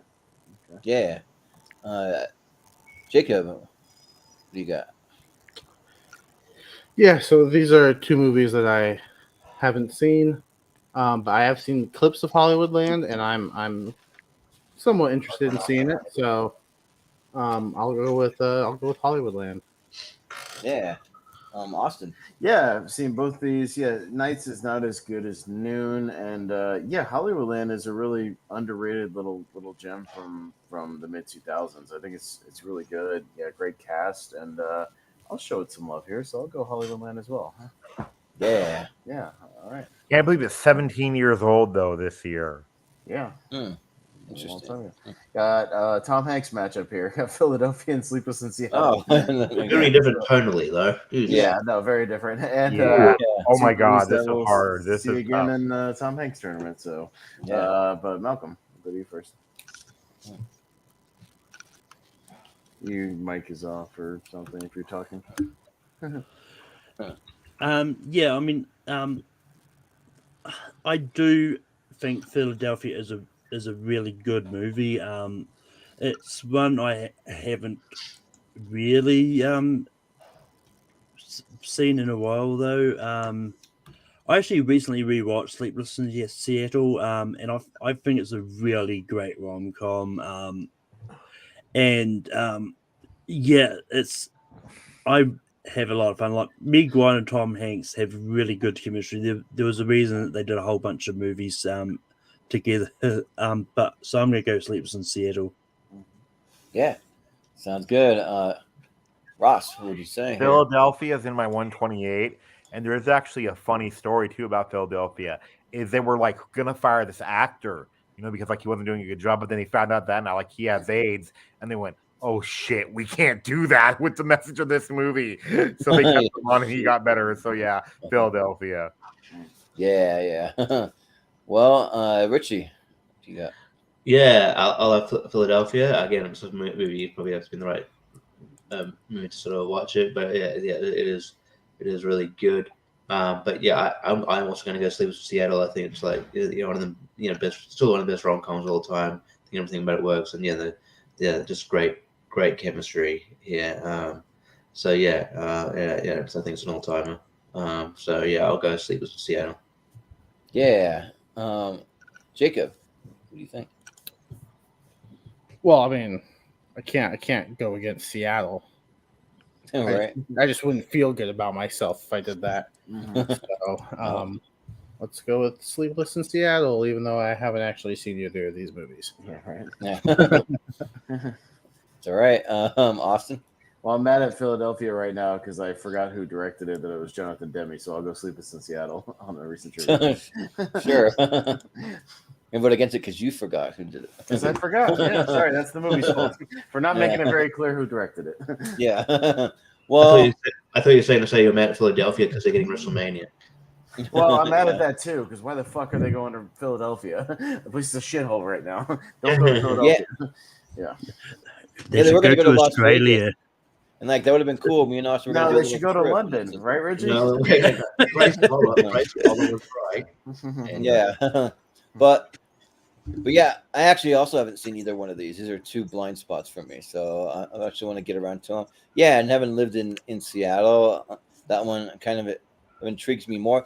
But having not seen it, the thing that doesn't get me is like if Tom Hanks is living in Seattle, like why wouldn't they meet up somewhere at the Space Needle? But I guess Meg Ryan is in New York, so they go to the Empire State Building or something like that. But they should have involved the Space Needle. I feel like I don't know. It feels like a missed opportunity. But anyways, I'll still vote for it. Sleepless in Seattle.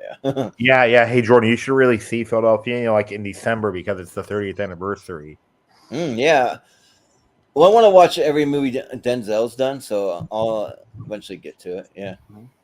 All right, got Fast and Furious Tokyo Drift and Patterson. Okay. Which Adam Driver? Yeah. Which Patterson is a city? It's Patterson, New Jersey. New Jersey. Yeah.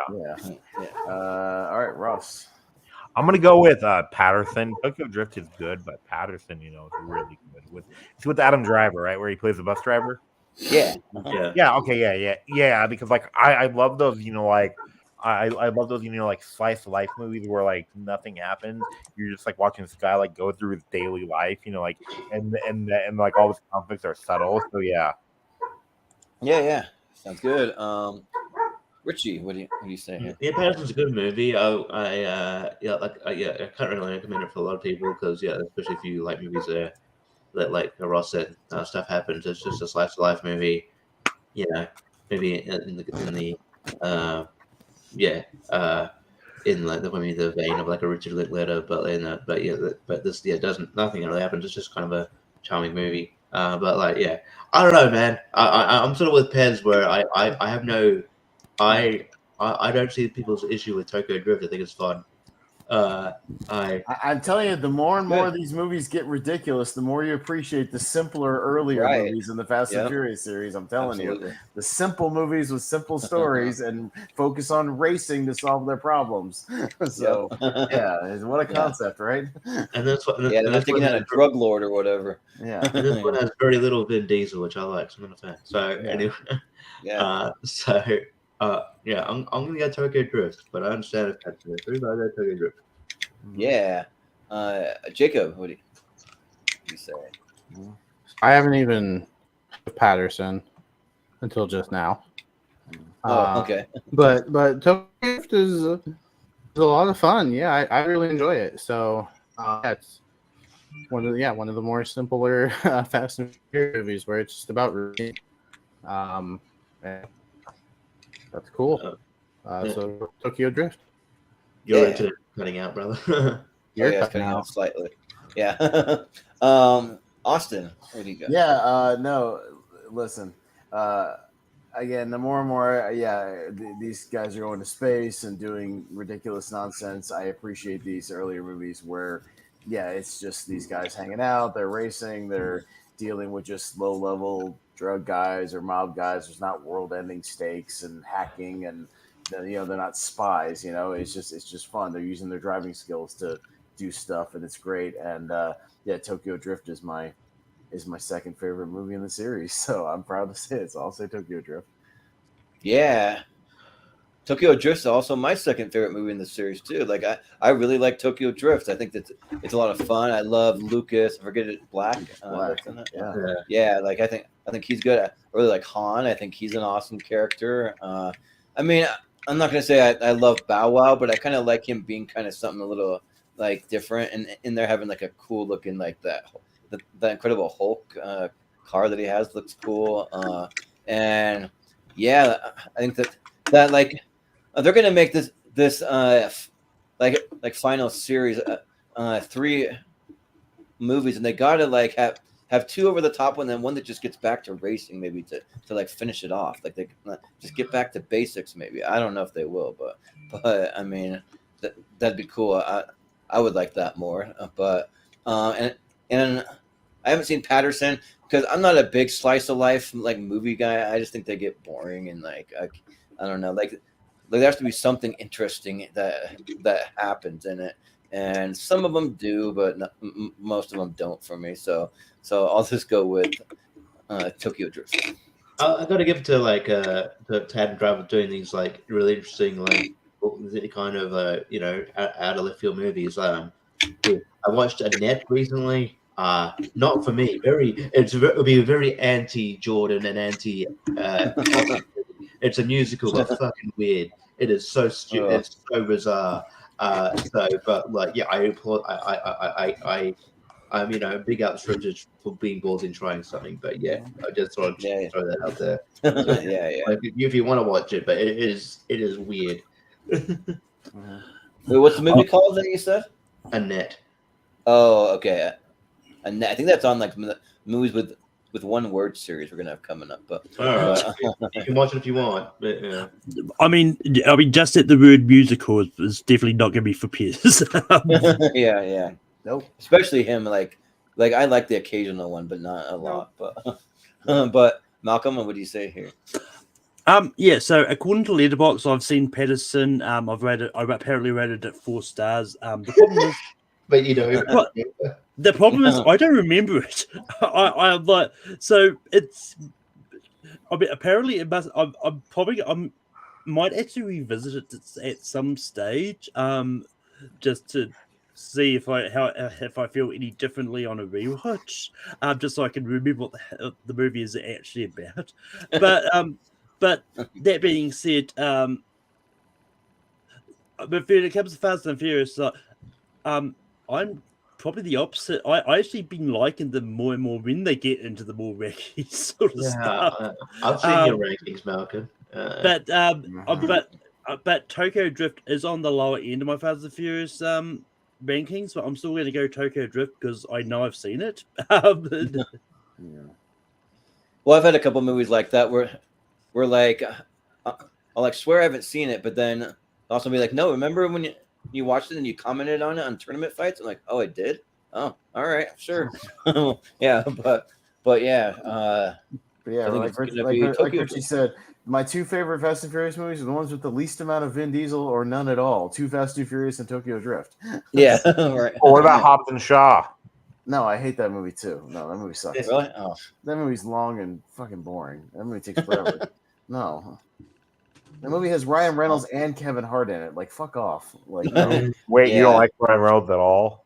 He's fine, but he does the same fucking thing in every movie at this point. Okay, he's literally doing the same character in every movie. Same with Kevin Hart. I'm over it. Well, they're just shoehorning A-list people in there. That movie could have done without those cameos easily. Yeah. All right, Richie. Gettysburg and Leaving Las Vegas. I haven't seen Gettysburg. Leaving Las Vegas. Yeah, won Nicolas Cage the Oscar. And yeah, I remember vividly doing a ranking, and that was almost not mentioned. I was like, dude, we have to mention this. Why are we got us on the list? So I think I mentioned it like last minute. It's great. He deserved the Oscar. If you haven't seen it, it's really good. But yeah, so Leaving Las Vegas definitely. Yeah. Well, Jacob, which one you got? No, I haven't seen either of them. I can guess what Gettysburg is about, possibly. Yeah. Right. It's a crazy rom-com about General Lee and this chick. That's what I thought. They get into wacky adventures. Yeah, and then there's some time travel stuff. Yeah, it gets that's what the Gettysburg off the rails later. Then Bill and Ted show for whatever reason. But yeah, no, haven't seen either of them. I've heard good things about Leaving Las Vegas, but you know what? I do like a good war movie, a good historical, drama. So I'll go Gettysburg. What the fuck's that poster though? What's with that wall of text? I don't know. That poster kind of sucks. Oh, yeah. it's just all those dumb quotes that you see from like critics on posters and shit. Okay. Like I'm just like, yeah. I wonder if it's the synopsis. Fun fact: with both Gettysburg and Gods and Generals, the two movies kind of go together. You can watch Leaving Las Vegas twice before Gettysburg is over. Oh yeah, It's 4.5 hours.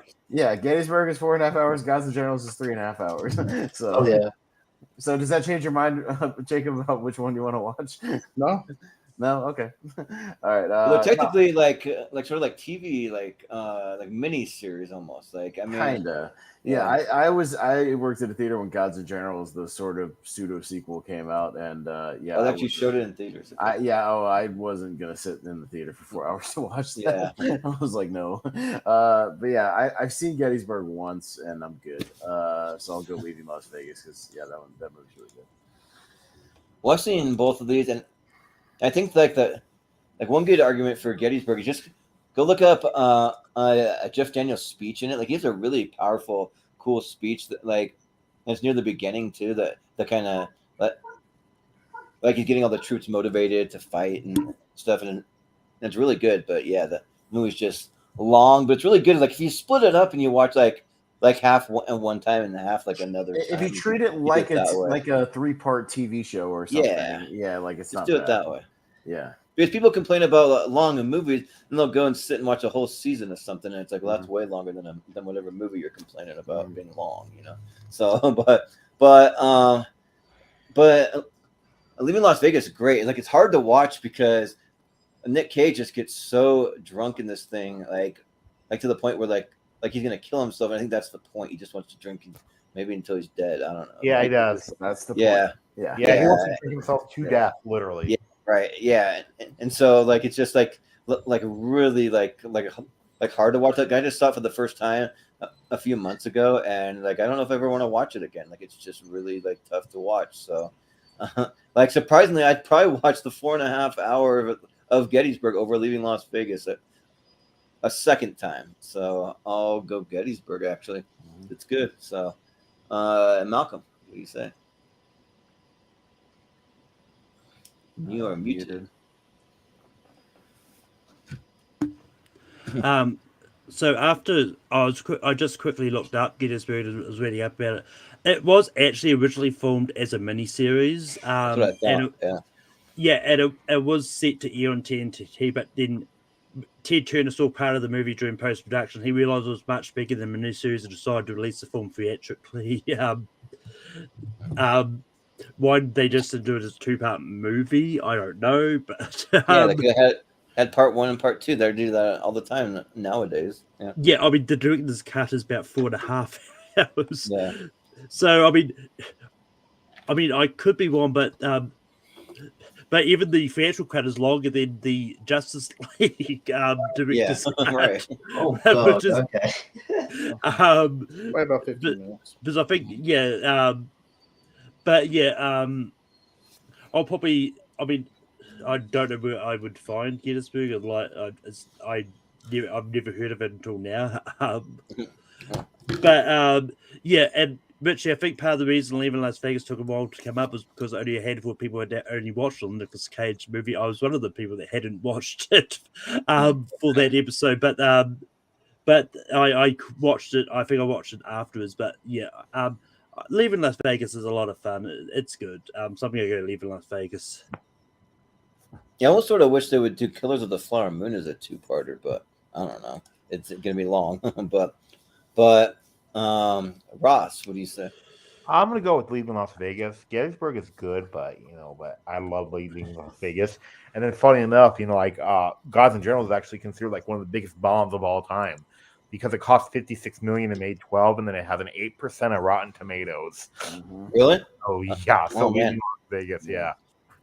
Because I've seen like parts of Gods and Generals, but I've seen all of Gettysburg.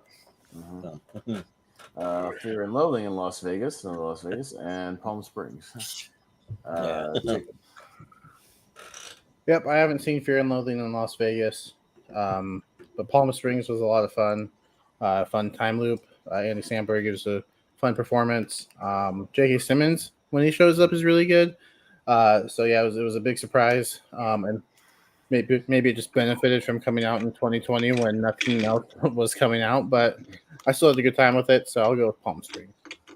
Yeah, Austin. Another Johnny Depp movie you haven't seen, Jacob? How dare you? Yeah, you gotta get on that. But yeah, I haven't seen it either. So it's more of those that author guys like weird shit. I don't know. Hunter S. Thompson. Yeah, Hunter S. Thompson. Another like movie. It's like I've seen 1 or 2 of those, and I'm just like, yeah, it's not my thing. But yeah, Palm Springs is good. I know it came up on Tournament Fights a lot, about a year ago. But yeah, I'll vote for it here. Sure. Yeah. So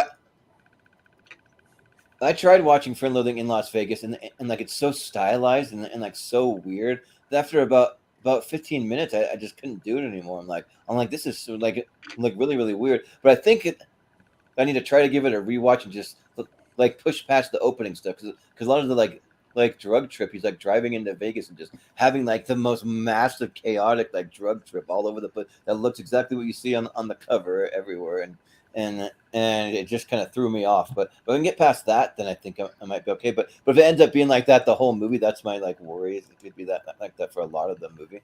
But it's Terry Gilliam, and I really like Terry Gilliam. I mean, 12 Monkeys, Monty Python, Brazil, Time Bandits. I mean, they're all pretty good stuff. So but Palm Springs was easy to finish, and it was great. And I mean, what's her name? I always forget the girl from How I Met Your Mother at the very end. Like she's awesome in this. I wish she would act. Yeah. I wish she would act more. Like she's really really good. I wish she would have been. Well, I don't want to spoil anything, but they could have done How I Met Your Your mother's so much better, including her in it more. I'll just say that. But yeah, so I will vote Palm Springs. Malcolm. I mean, I disagree with you on that How I Met Mother. I think How I Met Mother actually works a lot better. Not Yeah, some people seeing like the it. mother because seeing the mother root too early would have killed the mystery and all that. Yeah. So I think they used it enough for that final season. Maybe just have her in there, but don't reveal she's the mother. Maybe, I don't know. Well, I mean, they could have done that, but I believe they didn't have the mother cast until that last season. But Probably. I was gonna say, why are we talking about How I Met Your Mother? I mean, because of Christina like Milioti or whatever. That's that's yeah. All right. I didn't intend on that to being a bigger You like to have a discussion. tangent once in a while. Come on, We're we're making good time. I haven't seen. I mean, I haven't seen Fear and Loathing in Las Vegas. I've heard it's good, but I really enjoyed Palm Springs. So yeah. Yeah. Yeah, if we were like maybe like 2-3 hours into this, maybe we would cut the tangent. Save it for TV tournament fights. Yeah, but Ross, I don't know if I'm gonna go with Fear and Loathing in Las Vegas. I do like Palm Springs, but like I love the feeling of like I love the zaniness in like any movie where Tobey Maguire has a long blonde wig on. It's just hilarious to me. Yeah, so yeah. Yeah, that sounds hilarious. The thought, but Richie, what do you say? If I can find it, I'll send it to you guys. I did a show in 2014 for a Brisbane Fringe Festival called Fear and Self-Loathing in Bris Vegas, where I mocked up the cover to this, and it's got me in sunglasses. Yeah, it's fun. Nice. A bit of posters bit of posters that I commissioned that I got commissioned. So yeah. But yeah. I think I like Fear and Loathing in Las Vegas. It's decent. Believe if you watch it, you'll see I think it's his first movie. Vern Troy is in this movie. He gets punched in the face by Johnny Depp. I think it's his first. Actually, his first movie technically is Baby's Day Out. He's a stunt baby. He's a stunt baby. Yeah. So I mean, I really enjoyed it. I mean, I sort of like Andrea Thompson's work, and yeah, I like Palm Springs. It was really good, and yeah, it probably benefited from not a lot coming out that year, but I think it would have stood out anyway. But yeah, and I think it did win. That was 2020 tournament, didn't it? I think it did. Yeah. So yeah, I'll go Fear and Fear and Loathing, but I don't mind Palm Springs going through. Yeah, Palm Springs. Okay, we got Troy and Escape from LA. All right. Me first. Yeah, Escape from LA, Jordan, is it's in that like guilty pleasure territory. Like it's kind of so silly and stupid that it's hilarious. I mean, literally, there's a scene where he's playing basketball to survive. Like he has to make like 10 layups in a row. It's really stupid. Yeah. Was it still John Carpenter? Or is it? Yeah. But it's he's Snake Plissken's surfing in this movie too. Yeah, it's not good. You got to do LA type things, I guess. It's very not great, but it's got a lot of character actors in it. Steve Buscemi's in it, Bruce Campbell's in it.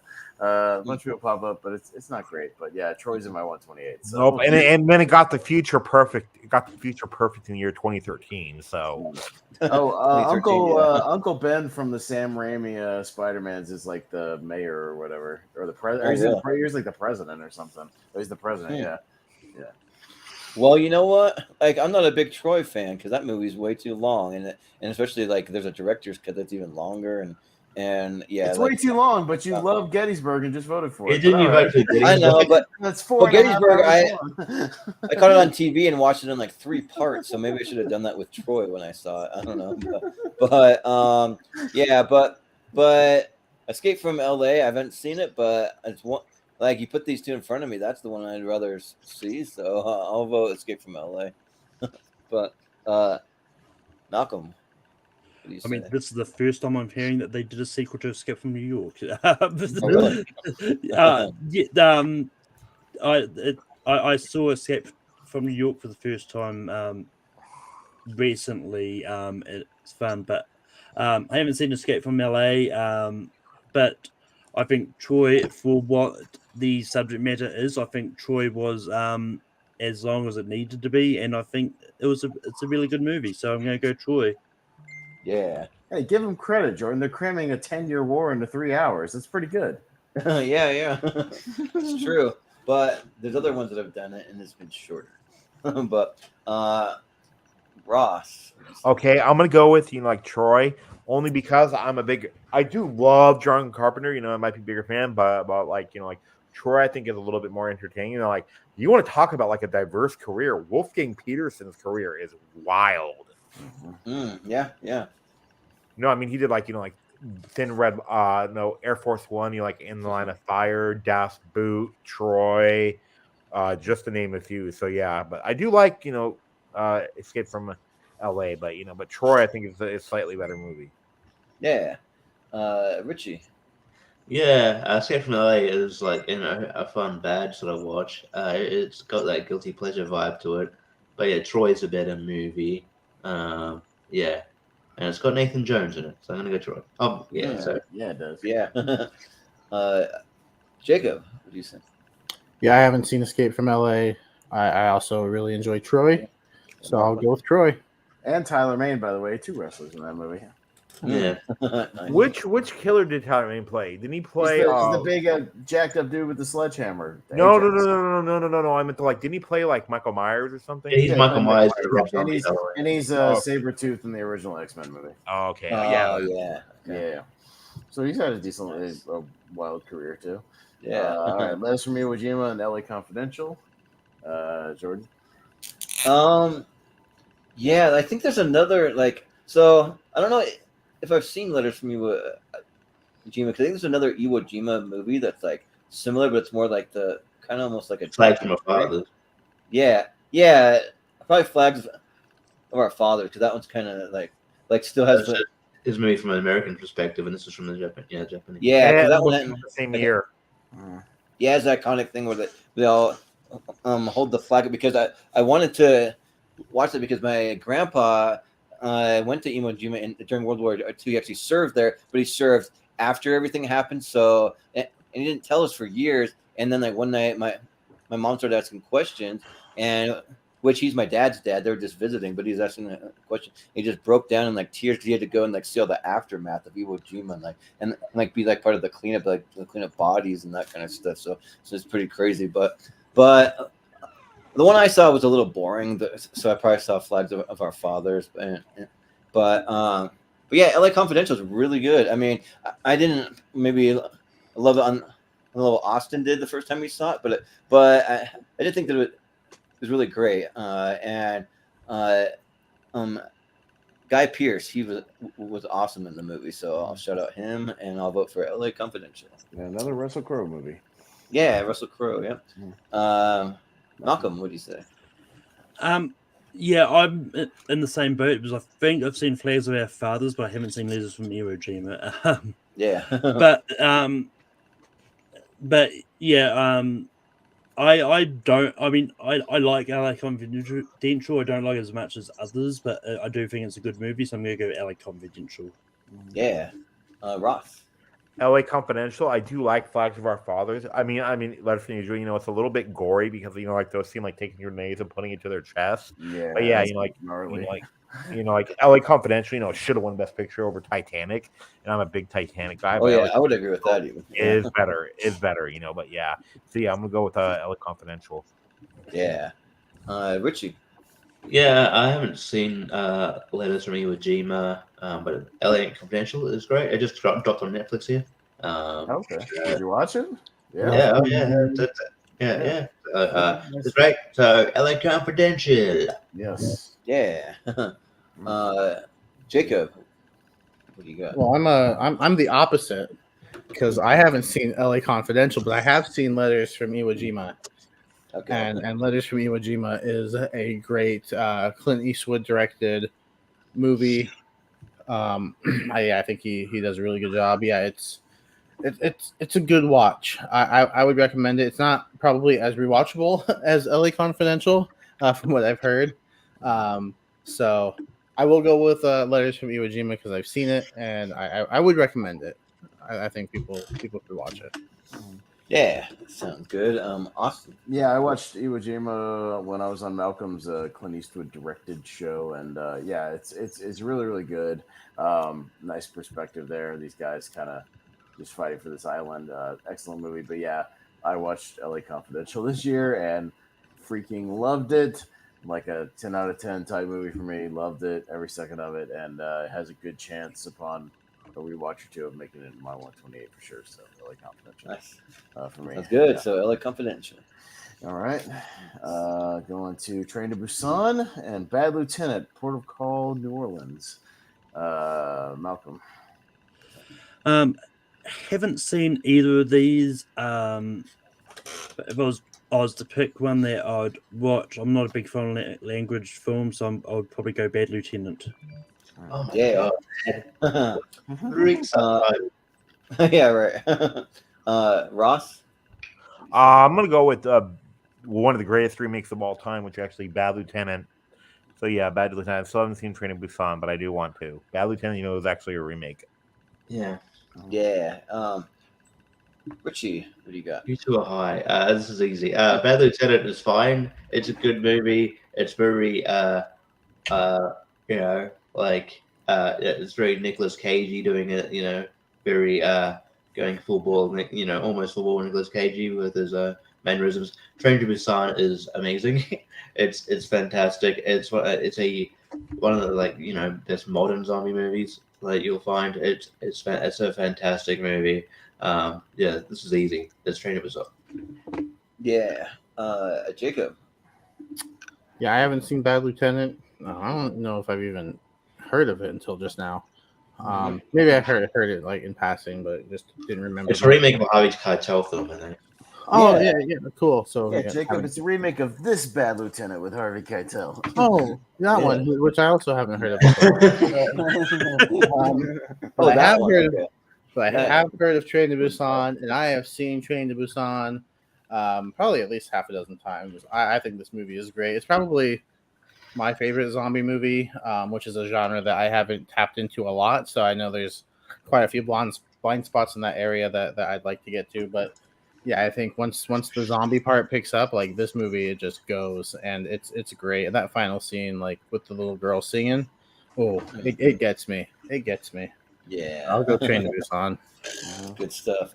Austin. Yeah, speaking of remakes, is that American remake of Train to Busan still coming out this year that we talked about in our Well, the one from New York, Yeah. I've I don't know seen who it is. I've seen no news about it, no pics, no Yeah. nothing. Maybe Nothing. they thought better. Yeah, I'd rather it not, but whatever. Yeah, we'll see if that Yeah. actually happens. But I hope not, because I like movies when they don't really get remade that into crummier movies, which I have a suspicion that's what it will be. So yeah, I'll go Train to Busan because that movie rules. That movie's awesome. Yeah, that like remake baffles me because it's still supposed to be like an all Asian cast, but I don't know if guys, that I'm matters. sorry. It came out April 21st, 2023. Oh wait, that didn't happen. It didn't come out. Yeah. Oh It yeah, got delayed. It's supposed to. Yeah. Yeah. Yeah. Maybe indefinitely. I don't know, but yeah, I've never seen Bad Lieutenant, so it's another tally. It's actually pretty fun. It's really darkly fun.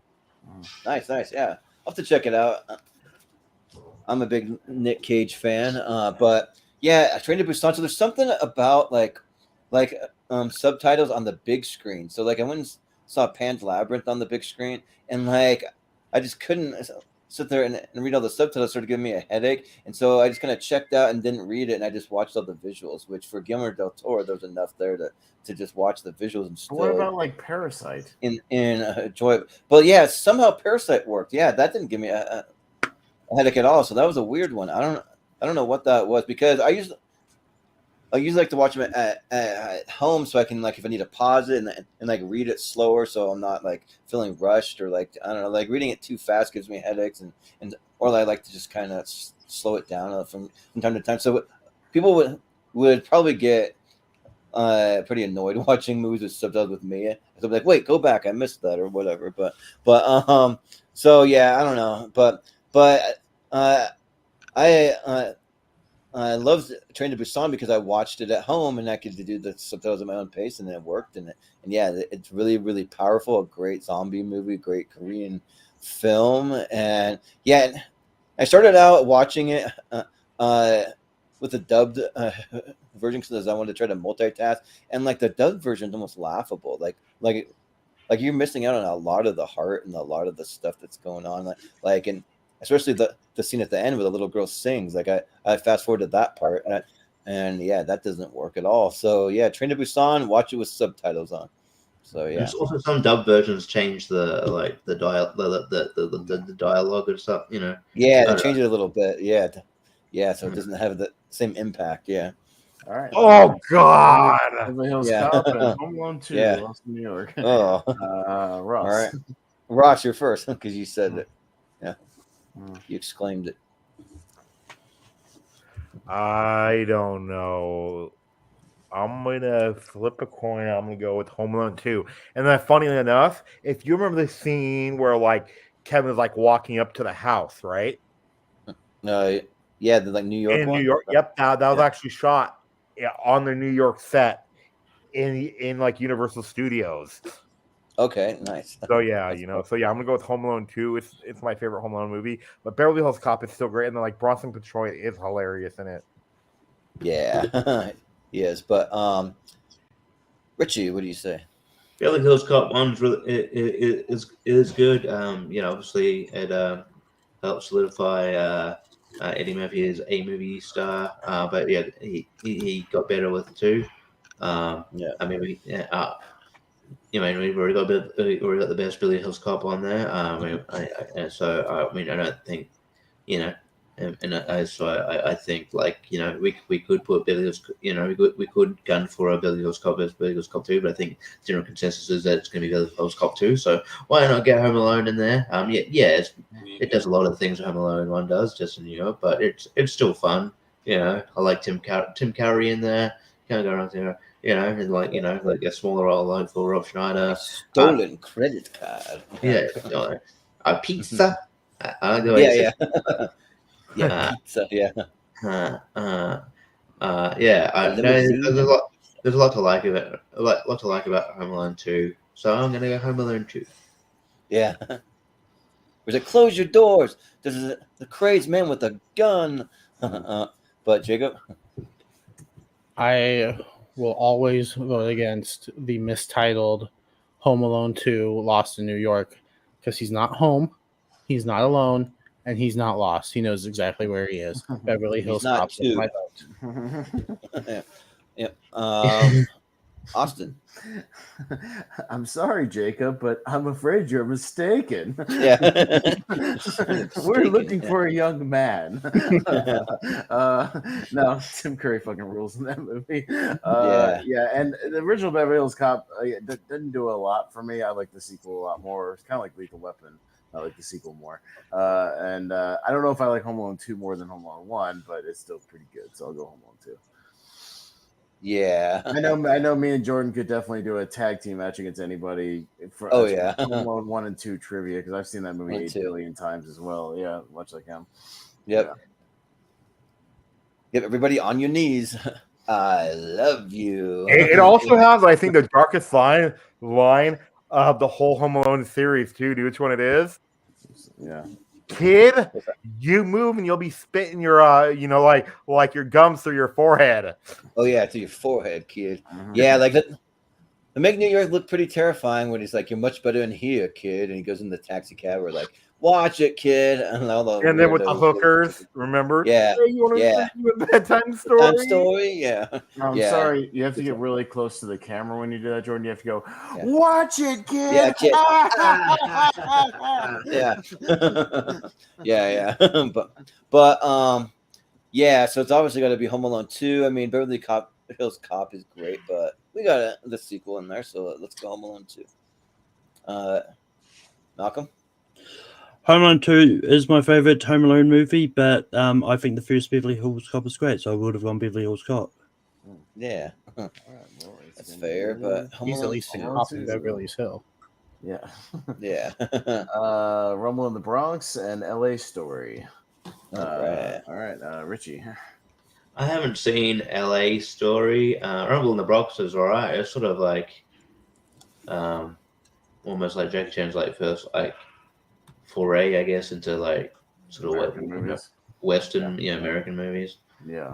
Yeah, it's pretty good. Like he's still finding his feet in, like you go for the choreography and it's still really good. So I'll go Rumble in the Bronx here. Yeah, sounds good. Jacob, what do you got? Yeah, I haven't seen either of these movies, so I like Jackie Chan, so let's go with the Rumble in the Bronx. Yeah, Austin. Yeah, it was like this the same year, Richie. It was like this and Jackie Chan's First Strike, if you remember that movie. Yeah, I remember that 'cause it had terrible dubbing of Australian Yeah, accent. and really bad dubbing. Nathan Jones is in that movie too, by the way, with the hair. Oh, okay. Yeah, if you go back and watch it, he's one of the henchmen, like with hair. Yeah. Both those movies came out the same year. The story of both of them are not great, but the fighting is really good in both of them. And Rumble in the Bronx is a lot of fun, just him defending this neighborhood and grocery store from these young punks. It's a good time. So I'll say Rumble in the Bronx. Yeah.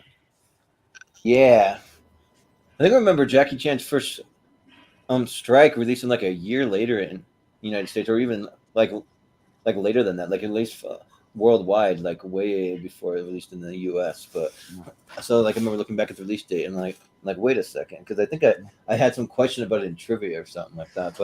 But I've never seen L.A. Story, so that's another one for the tally here. But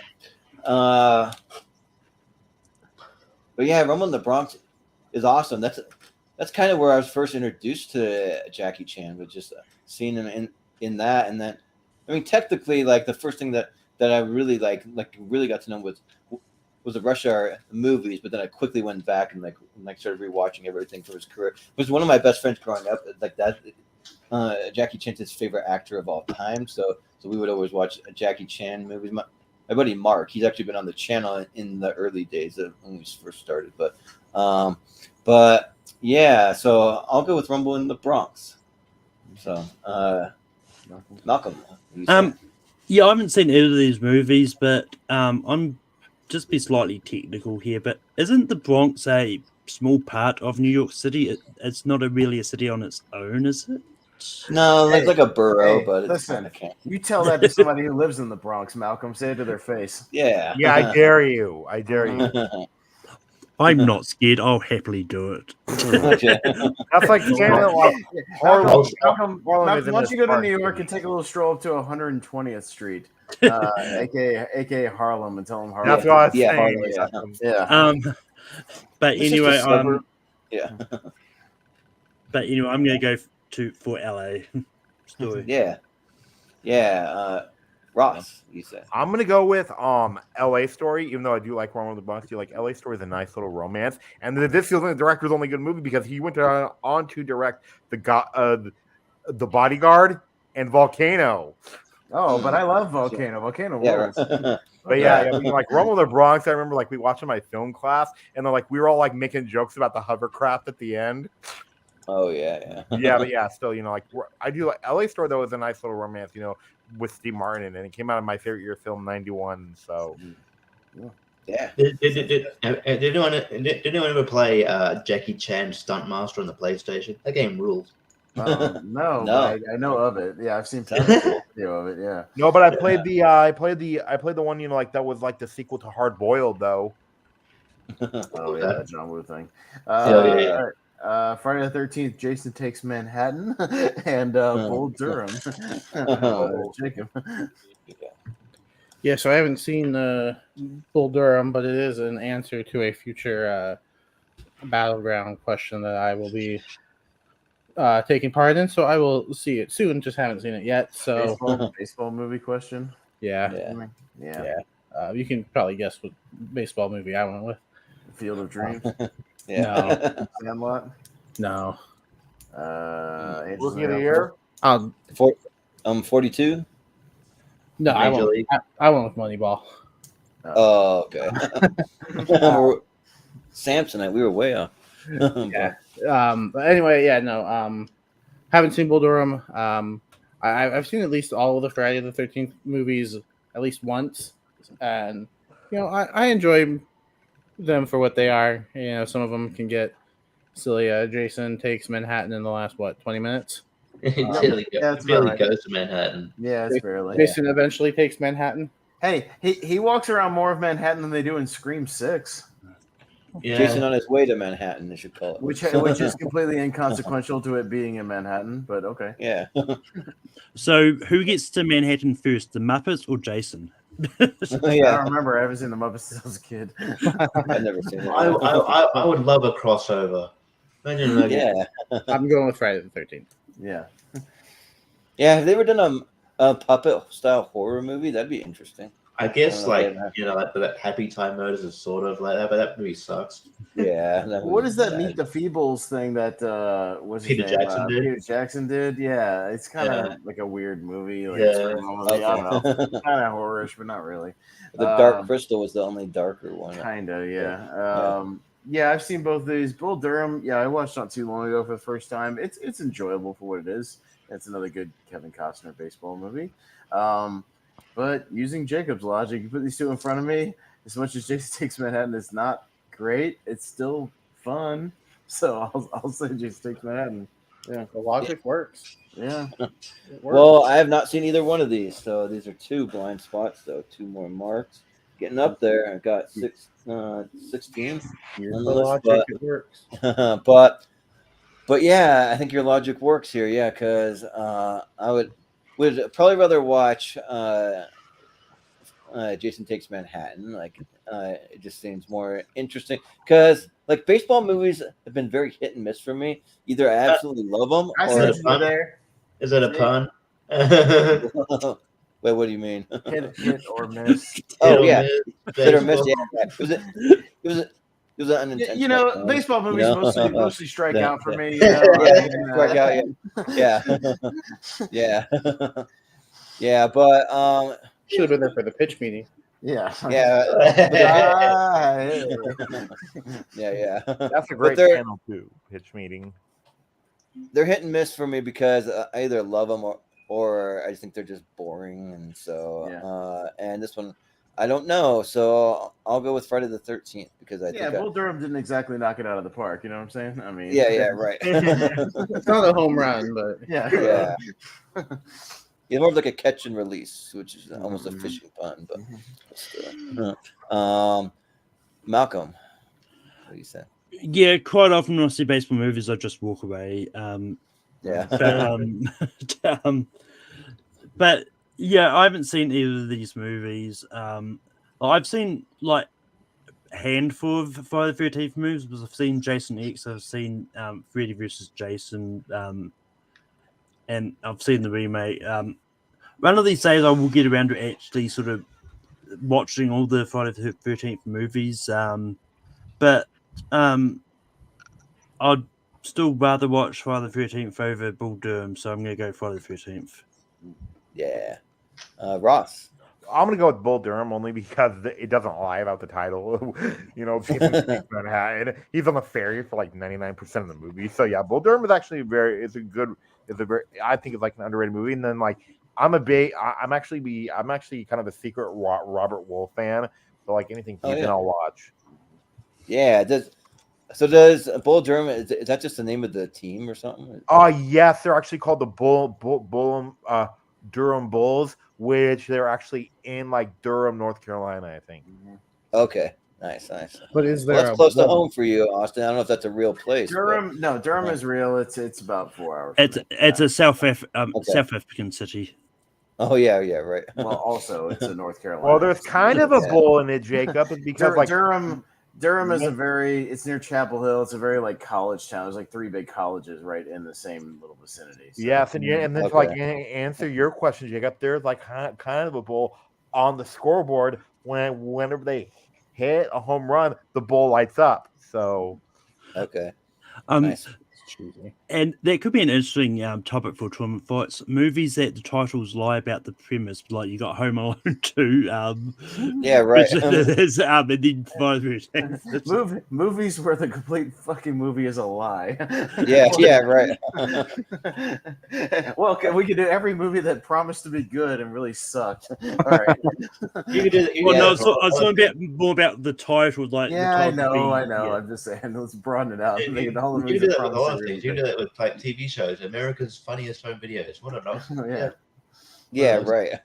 Anyway, look. To be fair, Ross, I don't think people would be flocking to cinemas if it was called Friday the 13th. Jason's on a Ferry. Yeah. Yeah. Jason on a boat. Jason takes a boat ride. So yeah, Jason Takes Manhattan is a good title. So yeah, at the end of the day, I haven't seen Bull Durham, but at the end of the day, Jason Takes Manhattan is still a Friday the 13th movie. So I'll vote for that. It's fun. Yeah. Sounds Yeah, good. Back to the Future. He never sends it Back to the Future. He's going back to the present, his own present. That's such a lie.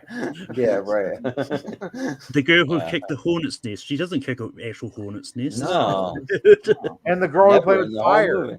She never played Yeah. with fire. I watched the whole movie of the Bad News Bears. I didn't see one fucking bear in that movie. It was ridiculous. Yeah, and he doesn't deliver any bad news. There's no bad news. Like, what a lie. The whole movie's a lie. All right. Well, Nick and Nora's infinite playlist. That playlist is not infinite. There's no such thing as an infinite playlist. Come on.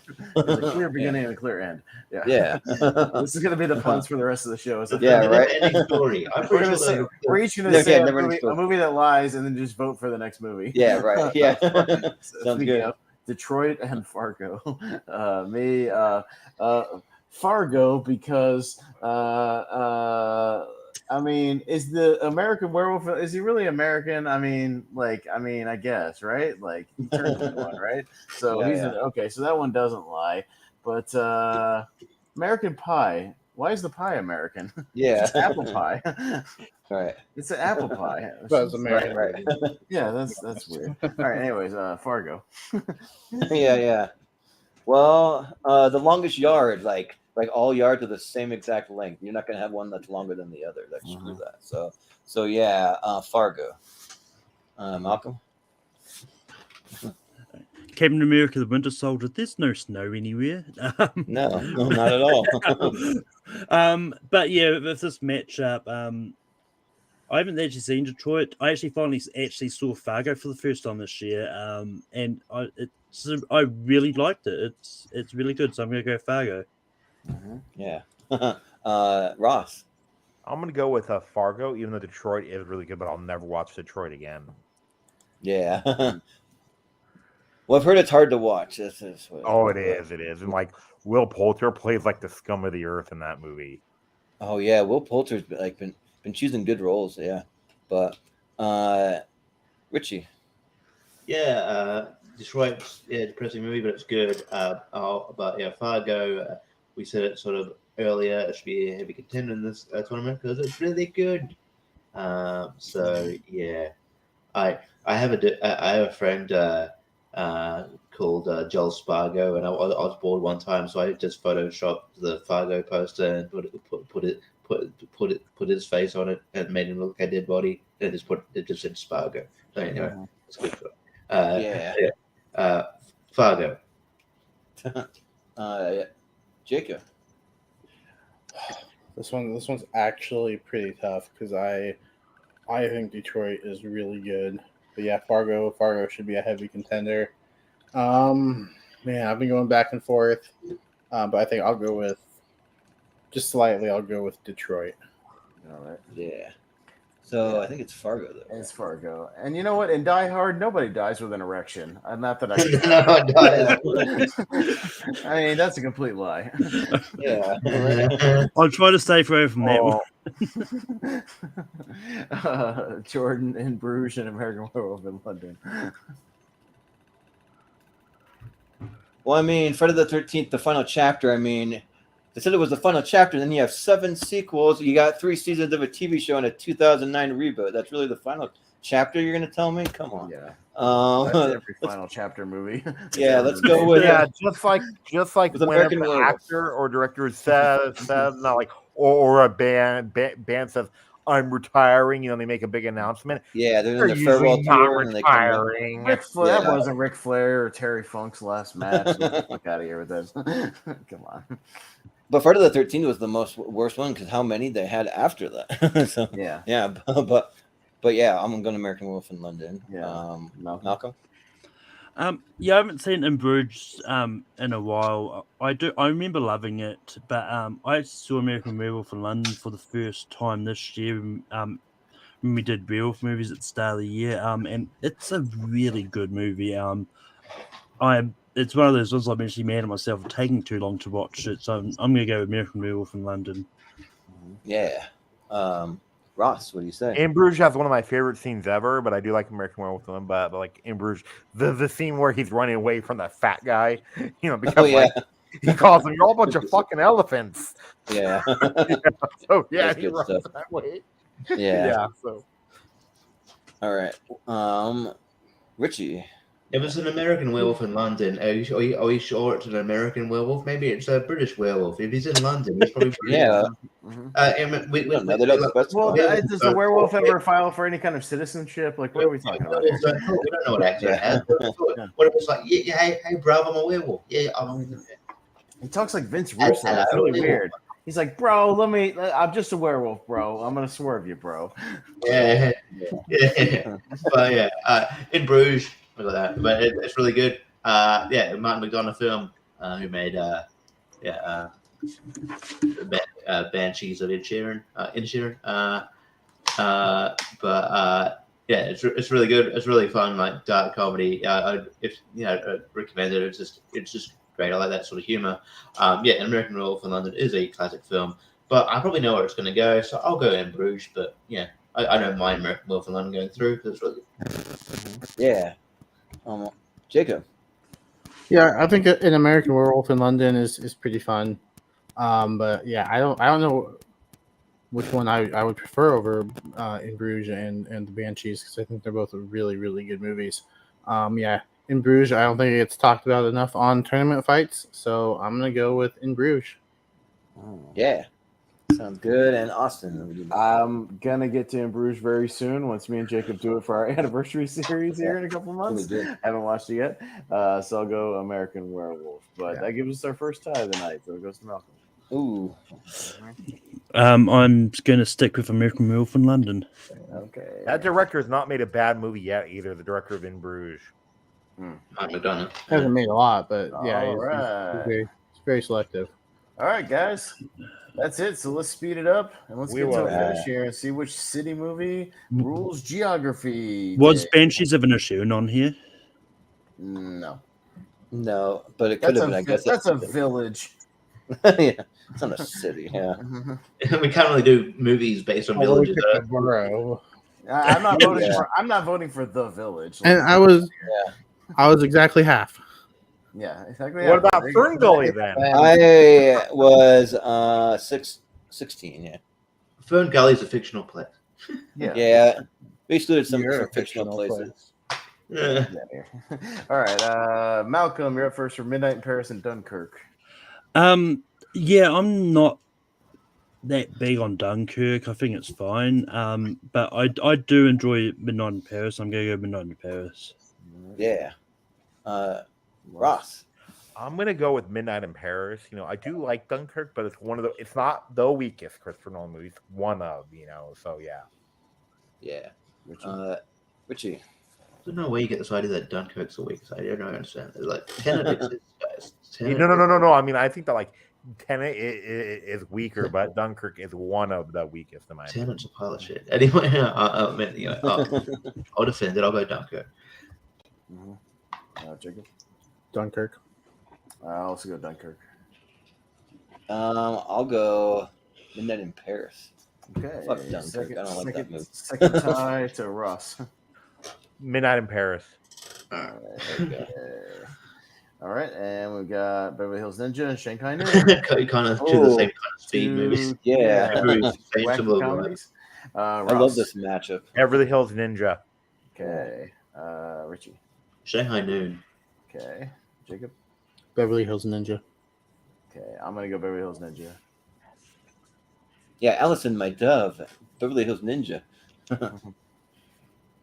Malcolm. I've seen Beverly Hills Ninja once, hated it, so I'm gonna go Shanghai Noon. Of course you did. Yeah. Beverly Hills Ninja moves on. Gangs in New York and Encino Man.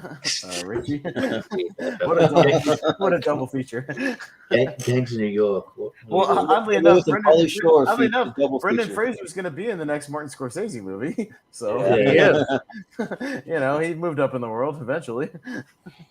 Well, speaking of Kai Kwan just for a sec, look, James Mangold, Marion is not short round. Okay, he's not going to be a short round anyway. I didn't like that character. Yeah. Whose turn is it now? I'm all thrown off. Gangs of New York. Okay. Yeah. Gangs of New York. I'll say Gangs of New York. Yeah, like one of these days, the apocalypse is going to happen when Pauly Shore teams up with Daniel Day-Lewis for a buddy movie. But I'll go Gangs of New York here. Yeah. Maybe an AI. Maybe you can make it too crazy. Yeah, right. Yeah, but Malcolm. I'm not really that high on Gangs of New York, but I still think it's better than Encino Man. Yeah. What did Encino Man beat? You don't want to know. Oh Yeah, shit! It's not the Grand Budapest Hotel, is it? Yeah. I You didn't show up in I time. tried to fight for it. I knew because I literally said I wish Malcolm was here because then I'd have a chance to go through. But you weren't because you had to do many random Stuff. Yeah. Okay. I blame talkative people. Yeah. Gangs Ross? of New York. Gangs of New York. Okay. All right. And let's go to Detroit Rock City and Doc Hollywood. Jacob? Detroit Rock City. Yeah, I'll go Detroit Rock City. It's been forever since I saw Doc Hollywood. Yeah, same here. I haven't seen Doc Hollywood in a long minute, so I'll go with the Detroit Rock City. Malcolm. This is the first time I'm either hearing about either of these movies, so I'm just going to go Hollywood. Well, Malcolm, we're glad we can open your horizons. Tell these movies. I'm gonna go with Rock. Detroit Rock City. You know, like I like Doc Hollywood, but Detroit Rock City sounds more of a Ross movie. So yeah. Yeah. I haven't seen any of these movies for a long time. I'll go Detroit Rock City because it's probably more my speed, and also it's a good Royce da 5'9" song back in the day. Yeah. Right. All right. Tombstone and La La Land. Me first. Ooh, Tombstone. fudge. Tombstone. Oh man, this one's tough for me, but yeah, I'll go Tombstone. I think it's a little better. Malcolm. I like Tombstone, but La La Land's on my one true yet, so I'm going to go La La Land. Yeah. Ross. You always be my Huckleberry. Tombstone. Yep. Richie. Tombstone. Okay. Yep. Jacob. La La Land. All right. It's close. And, yeah. But Tombstone moves on. Okay. And we got Manchester by the Sea and Beverly Hills Cop 2. Jordan. I still haven't seen Manchester by the Sea, so Beverly Hills Cop 2. Malcolm? I haven't seen Beverly Hills Cop 2, so I'm going to go Manchester by the Sea. Yeah. Ross. Same thing with me. I haven't seen Beverly Hills Cop 2. I want to, but Manchester by the Sea. And I've heard to stay away from the third one too. I've heard it's pretty bad. Yes, they would. I mean, I'll defend the third one. I think it has its moments. Look, once you see the fourth one, the third one might not be that bad too. The third Yeah, one. well, Third one. Fun fact: directed by John Landis, who did American Werewolf in London. And also has Joey Travolta in it too. Yeah. I think it's fun when he's George like crawling around on those. cameo. When you're crawling around on the roller coasters and like all over the theme park, I defend it. But anyways, Yeah. Anyway, I'll go Beverly Hills Cop 2. yeah. Jacob. Manchester. And I'll go Beverly Hills Cop 2. So that gives it to Richie. Beverly Hills Cop 2. Okay. Yeah. All right. And we got Straight Outta Compton, Escape from New York. That's a tough one. Malcolm. Dang. Yeah, I like Escape from New York, but I really love Straight Outta Compton. I think it's a really great biopic. Okay. Yeah. Ross. Straight Outta Compton because I haven't seen Escape from New York. Okay. Richie. I was hoping you would take longer. Straight Outta Compton. Okay. Yeah. Jacob. Straight Outta Compton. Austin. Yeah, so I'll go Straight Outta Compton. Yep. I'll also go Straight Outta Compton. Okay. Was not expecting a clean sweep. Yeah. Escape from New York's really good. It's not my favorite Carpenter though, but it's good. The Yeah. Thing is his best movie, so The Thing. Yeah. That's true. 310 to Yuma and Casablanca. Ooh. Yeah. Ross. I'll go with Casablanca, but I do love 310 to Yuma, but Casablanca. Okay. Yeah. Richie. 310 to Yuma. Jacob. I wish you would have taken longer. This is the speed round. We don't take long. Yeah. I have 10 seconds. It's probably 5 now. I'll go Casablanca, but it's really close actually. Okay. Yeah. Austin. I'm on a Western kick the last couple of years, so 310 to Yuma. Yep. I'll easily go 310 to Yuma. Malcolm. It's been a while since I've seen Casablanca. I remember enjoying it, but I think I enjoy 310 to Yuma more. So sorry, Chris Scott, 310 to Yuma. Yeah. Sorry. Yeah. Sorry, Chris. All right. Sorry about that, buddy. Yeah, He was my working friend though says that midnight Casablanca shift is one of the worst movies ever made. What do you think Chris would say to that?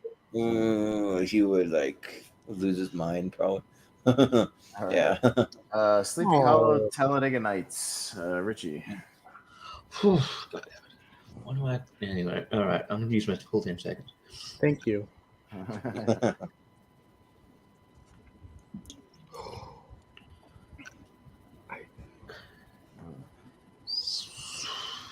Three. Sleepy Hollow. All right. Jacob. Sleepy Hollow. All right. I'll say Talladega Nights. Yeah, while he was taking his time, I'm just listening to fireworks going off behind me in the background because it's our Independence Day tomorrow, so we got fireworks going off here in the U.S. But Talladega Nights for me. Okay. Malcolm. Shake and Bake, Sleepy Hollow. Oh, you're trying to shake and bake around Okay, us. which one has a character with my initials? Ross, Bristow, Ricky, Bobby, Talladega Nights. Yeah, there you go. All right. Well, that makes it a tie, and it goes to Jacob. I mean, how do you argue that? How do you argue Ross's logic? Sleepy Hollow. Okay. Okay. All right. Can't argue it, but you can just pick it. Yeah. 3 Billboards and Hollywoodland. Jacob. 3 Billboards. Hollywoodland.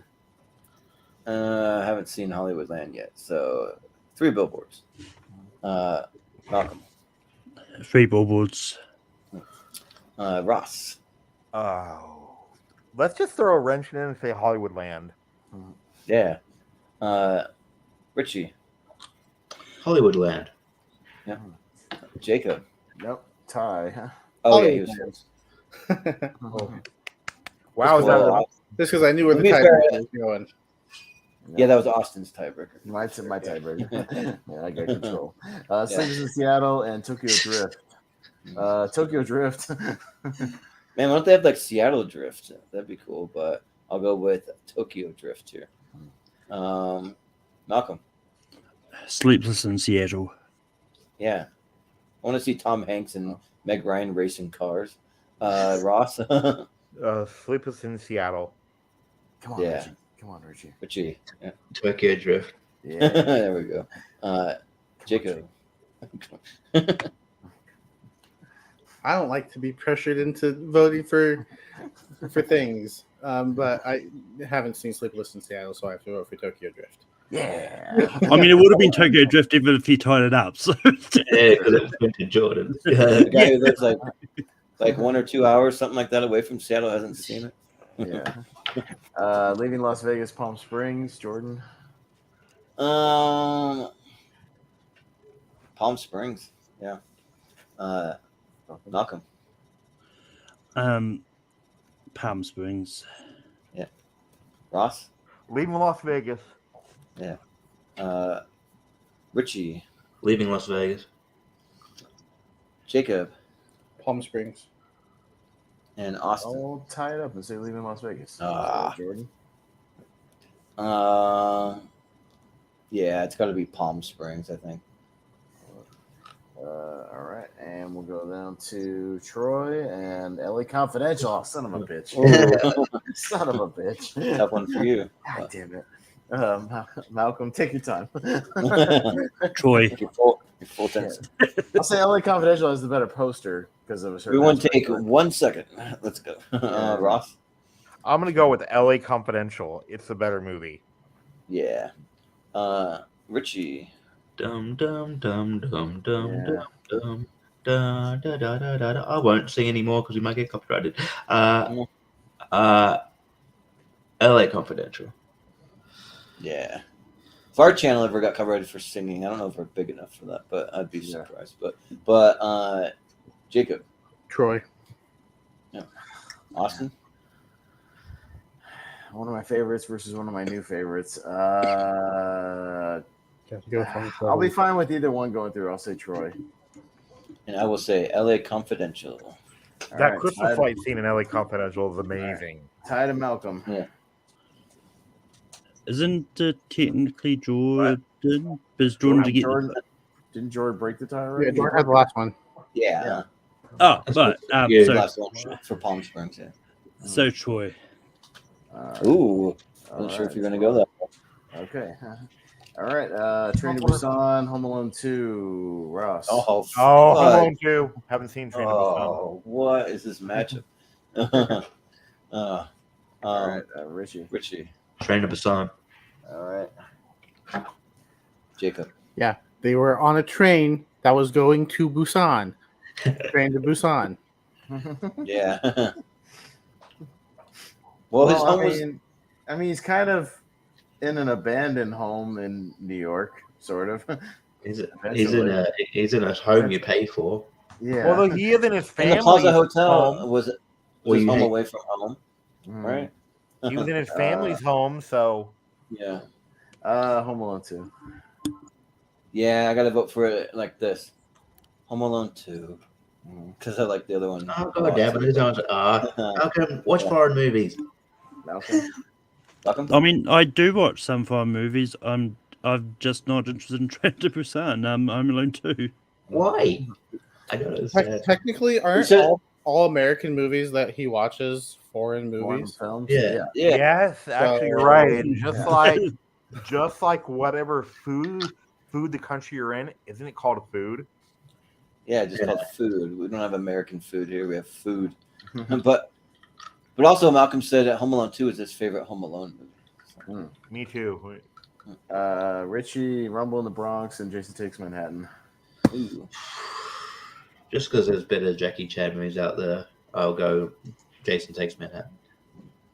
Oh. I mean, there's better Friday the 13th movies out there, but whatever. Yeah, I really want to see this mashup movie. But Jacob. Yeah, I'll go with Jason Eventually Takes Manhattan. Yeah. Austin. Rumble in the Manhattan. I'll say Jason Takes Manhattan. Yeah. Jason on the slow boat to Manhattan. I'll go Rumble in the Bronx because I haven't seen Jason Takes Manhattan. Malcolm? I haven't seen either, but so I'm gonna go Friday the 13th. Okay. Ross. Rumble in the Bronx. All right, it's Right. close, but Jason Takes Manhattan hanging in there. All right. Imagine it wins the whole thing. No, I It don't won. think so. Well, Oh, shit. Oh, This is a good shit. match. Uh-oh. Fargo and American Werewolf in London. It's a good match. Jacob. Yeah. Werewolf. All right. Fargo. Come on, buddy. Well, now if we're talking like the TV series, it'd be Fargo all day because I think that TV series is a near masterpiece for me. But I got to go with American Werewolf in London. Malcolm? I believe the TV series is just called Fargo. It's not called Fargo all day. Yeah. It'd Um, be Fargo all day. They should call it that. but I'm gonna go Fargo. And also, that's another title that lies to you because they are not in Fargo for almost any of that movie. They're in some rural outside, like the city's place. So what a lie. Ross. I'm gonna go with Fargo. Yeah. Richie. Fargo. Fargo. Right. All right, Fargo hangs in there. Yeah. All right. Okay, so that's the 16. We're getting to our Elite 8 here, so All we'll see right. what makes the poll for the cities, and then we'll get to. And I was almost tempted to make like a 3-parter of all the like geography because we have cities, states, and countries. But I was like, no, we'll just make them their own individual thing. Yeah. But it could have been something. All right. Because some of these are going to cross over, so it's hard to do that. Yeah. So All right. So this one's for the Elite 8. I'm going first. Beverly Hills Ninja, Midnight in Paris. I'll say Beverly Hills Ninja. All right. yeah, Beverly Hills Ninja. Let's go. Okay. Malcolm. Midnight in Paris. Of course, you love Beverly Hills Ninja, Malcolm. Come on. Ross. Beverly Hills Ninja. Yeah. Richie. Midnight in Paris. Yep. Jacob. I wanted to see the crossover Beverly Hills Ninja versus the Beverly Hills Chihuahua, but we never got it. Oh man, Beverly Hills Ninja. that was unfortunately one of the ones we had to cut for this one. Yeah. But- I don't think everybody was going to miss Oh it. man, what? Another Beverly Hillbillies movie? Oh, Yeah, no, not that Yeah. Oh one. yeah, we had- doing like them I like said, We didn't have everything in here. We got. back in the '90s too. Chris Fry would have played this comedian called Fatty Arbuckle, right, from the Silent Era. Yeah, uh-huh. Yeah. And it Yeah, was great. It would be crazy casting. You know why? Why? Look at him. no shit, yeah, he's he looks a fat. lot like him, and also it would have been more of a drama. It wouldn't have Yeah. been like a Yeah. comedy. Because Fatty Arbuckle was a criminal. Yeah. Anyways, Gangs in New York, Detroit Rock City, Jordan. I'll just have some fun. I understand Gangs in New York is better, but I'll vote Detroit Rock City. Malcolm. Wolfman would have been upset to see Once Upon a Time in Hollywood not be this far. Yeah. Well, I'm he was in gonna the go chat Gangs. for a minute. Yeah, but if Wolfman was here, we'd still be on the left side of the bracket. Yeah. we'll be doing introductions still. Yeah. Yeah. Oh. I'm gonna go Talk Gangs about- in New York. Okay. We were talking about all of Martin Scorsese's history of like when he was born, when he grew up, all that. Ross. I'm gonna go with Gangs in New York. I do like Detroit Rock City, but Gangs in New York is, Yeah, Richie. it's good, but Gangs in New York. Jacob. Jacob Gangs in New York. Yeah. In same Austin. for me. Gangs in New York. yeah, that's All right. fair.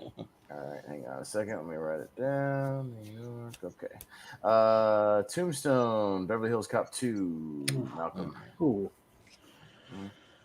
Tombstone. Ross. Tombstone. Yeah. Richie. Beverly Hills Cop 2. Yeah. Jacob. Beverly Hills Cop 2. Austin. Tombstone. Yeah, like that was an amazing cast, so I got to go Tombstone. All right. Tombstone. Okay. It made me realize too, like how hot Dana Delaney actually is. Oh yeah, right. nowadays. Yeah. All right. Straight Out of Compton and 310 to Yuma. Oh man. Pretty close. Yeah. Ross. 310 to Yuma. Okay. Yeah. Richie. Richie. Straight Out of Compton.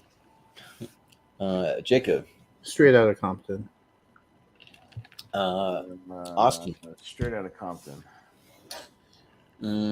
Straight Out of Yuma. Let's go 310 to Yuma. I just watched it and I'm on a high for that. Malcolm. Straight Out of Compton. Straight Out of Compton. Can be Elite 8. At least in the poll. Yeah. All right. That's the furthest it's made in any of these things so far, I think. So Yeah. All right. Okay. So that's the first half of the 8, and we'll get to the other half here. We Got a got good chance of getting a unique winner. good, yeah. So far, we've got one former winner so far. Sleepy Hollow and Hollywoodland. Richie. Hollywoodland. Okay. Jacob. Jacob. Sleepy Hollow. Yeah. Hollywoodland. Yeah, I'll vote for my longtime crush, Christina Ricci, with Sleepy Hollow. Okay. Malcolm. Even though Sleepy Hollow is a village, I'm still going to go Sleepy Hollow. Yeah, true. Payne. But Ross, Hollywoodland. All right, tied or Ross. Hollywoodland goes through. It's an Ooh. underrated movie that I think you'd actually really like it, Jordan. Do you, Austin? yeah, I've seen it. I've seen it. No. I'm asking. I think that Jordan would really like it. Do you think Maybe it might. Yeah. Maybe I don't know. Yeah. It's like half of a Jordan movie. We'll see. I'm like 60% on biopics. I like 60% of them, but the rest of them kind of Ooh. like depends. Palm Springs and Tokyo Drift. Jacob. Tokyo Drift. Yeah. Yeah, I'll go Tokyo Drift. Yep, I'll go Tokyo Drift. Malcolm. Palm Springs. Ross. Tokyo Drift. And Richie. Tokyo Drift. Yeah. Let's go. All right. Nice. All right. Tokyo Drift.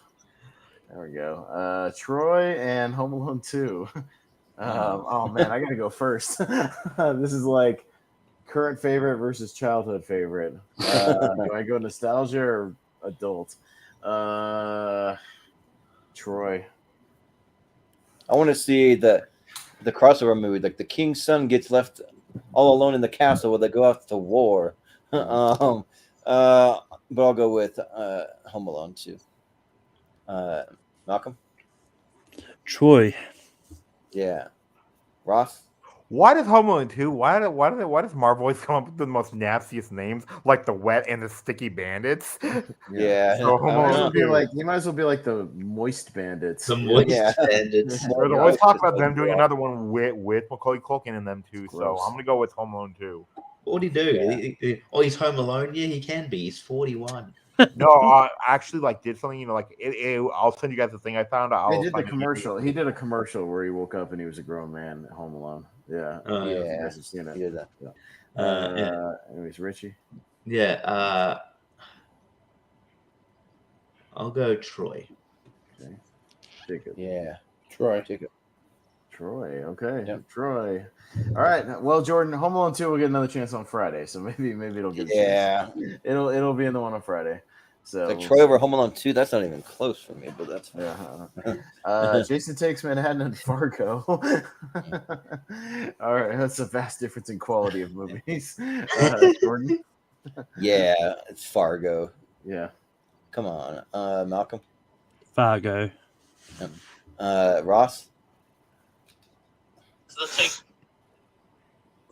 Sorry, Fargo. Sorry, I had to. Quit watching other videos, Ross. We're doing something here. I'm not watching other videos. Don't worry. I Richie. promise. Fargo. Fargo. Okay, Jacob. Fargo.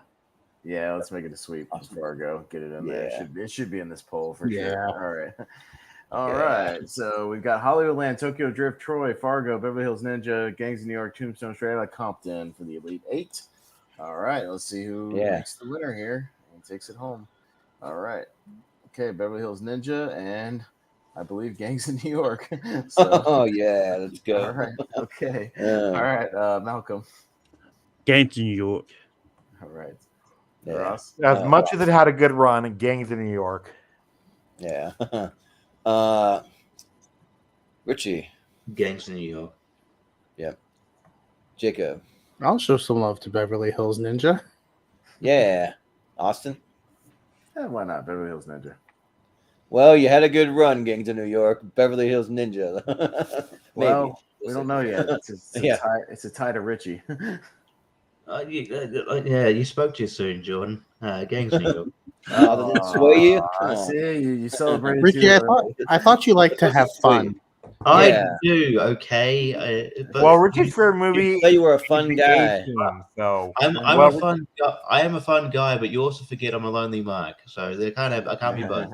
Yeah. Well, Richie's favorite movie of all time is the A-Team. So All right. Ross, you're up first for Tombstone, Straight Outta Compton. Tombstone. Which is the better ensemble? What am I trying to say? ensemble movie. No. I mean, entourage kind of movie. Yeah. Guys in their entourage going to battle. So, Yeah. Ross, what'd you vote for? Tombstone. Yep. Okay. Richie. Straight out of Compton. Okay. Jacob. Straight out of Compton. Tombstone. Yeah. This one's tough because like what entourage movie do you like? Snoop Dogg and Eazy and Ice Cube and all those guys, or do you like Val Kilmer, Kurt Russell, and like Powers Booth, Sam Elliott, all those guys? Tombstone. Malcolm. Malcolm. Straight out of Compton. Okay, we got a tie to Jacob. Yeah, straight out of Compton. Hey. Oh, I thought you liked chaos. No, that's not as much chaos. I thought you were a fun guy. No, I'm just All right. Can't always work for the white guys. Yeah. All right. On the other side, Richie will be up for Tokyo Drift and Hollywoodland.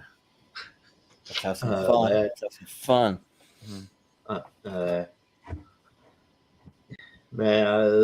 Tokyo Drift.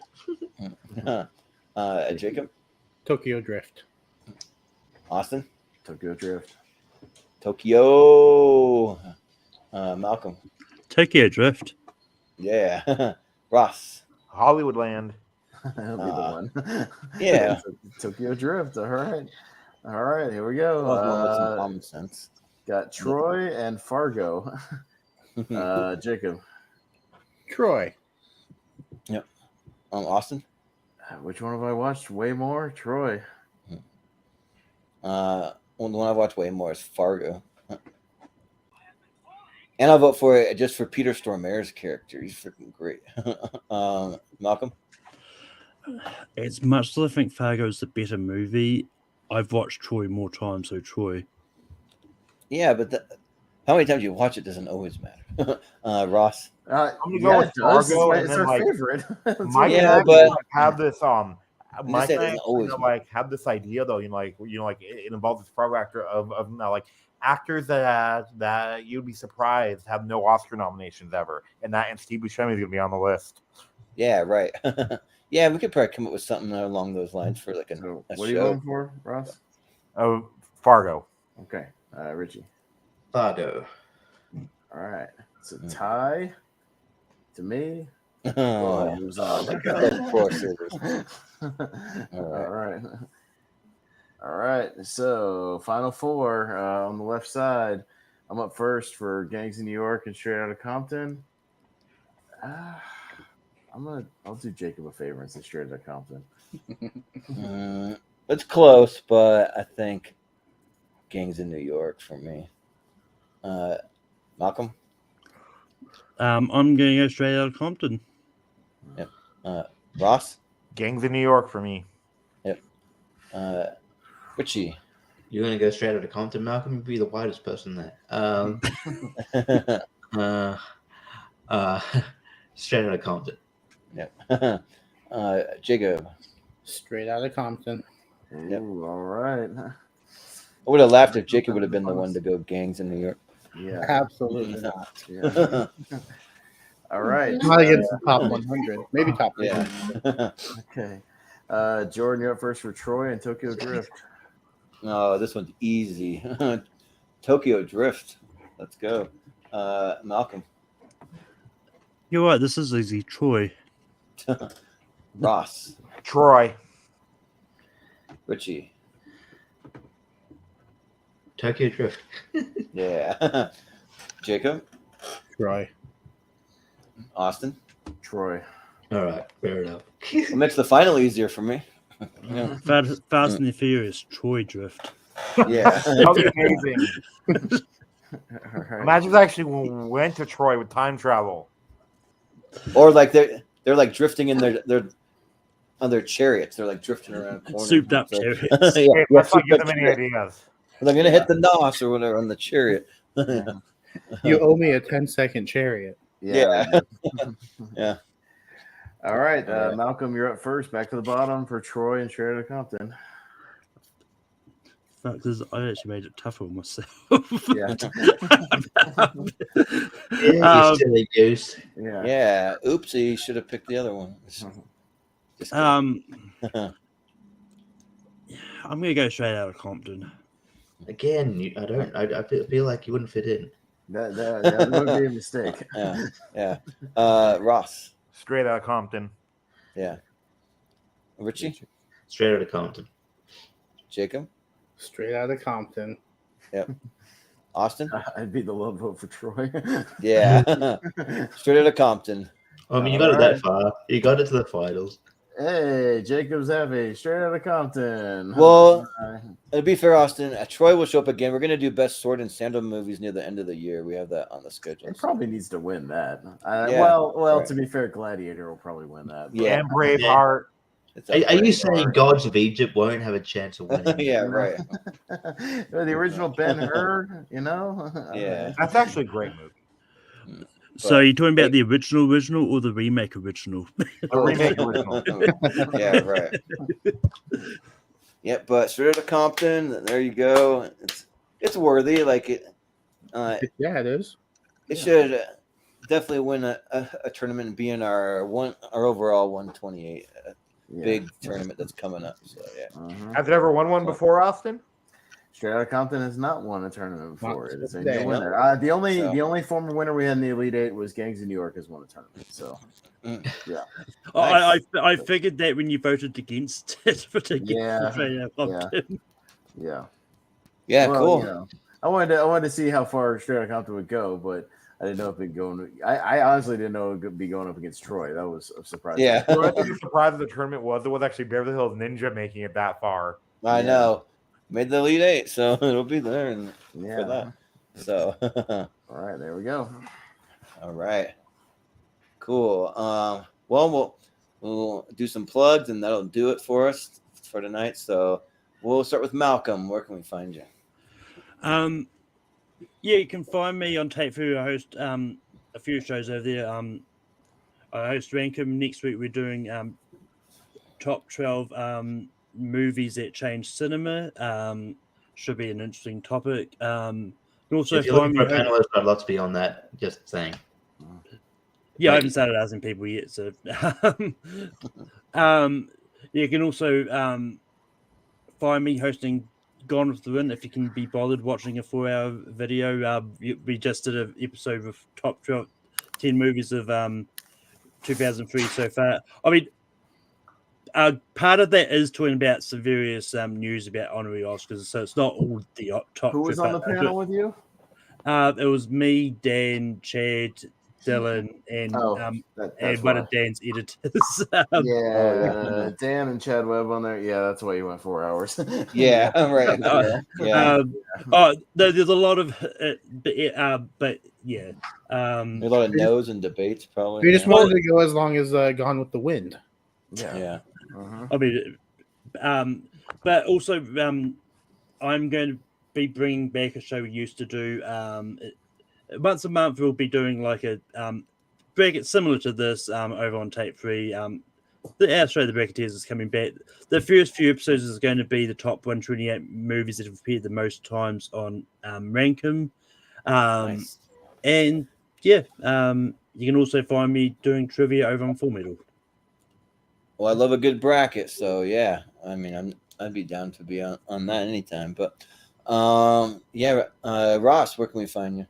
Just find me on Mike's channel, like Mega Movie Z, and right now they're actually doing their Mission Possible, like review series, and they're on Mission Possible 5, counting down to Fallout. So Nice. Yeah. Also, Brian brings up a good point in the chat. You know what they should have though? You guys should have Wolf and Dan on Star Wars characters. Yeah. We had all hardcore Star Wars fans. And like I had to tell what's his name? Ryan Payne. I had to tell him to speed it up multiple times. But anyways, anything else, Ross? No, that's it right now. Yeah. Richie, where can we find you? Yeah, you can find me on here, Tournament 5, Tier Ranker, Combat Wrestling Trivia. I will be facing Topher in the tournament coming up soon, for a playing tournament coming up soon, Topher LaBelle. my TV podcast will be back soon. Just life got in the way, but Chopping Mall will be edited back out soon. So, and that was a fun episode to do. So, we'll get back on track with that soon. Lonely Marks recapping Money in the Bank, which, spoiler alert, really good pay-per-view. So talk about that. Talk about the three people, one prediction. So I don't know what we're gonna. Yeah, we'll have to do probably a wheel thing again. I don't know. Me and Richie already have one in the hole, and then three of us won. So we got the next 5. We got 5 shows to plan out or something. So I don't know. We'll work something out, or we'll work something out. So Other than that, I got a debate. I got a debate thing coming up as well. Check that out. Nice. You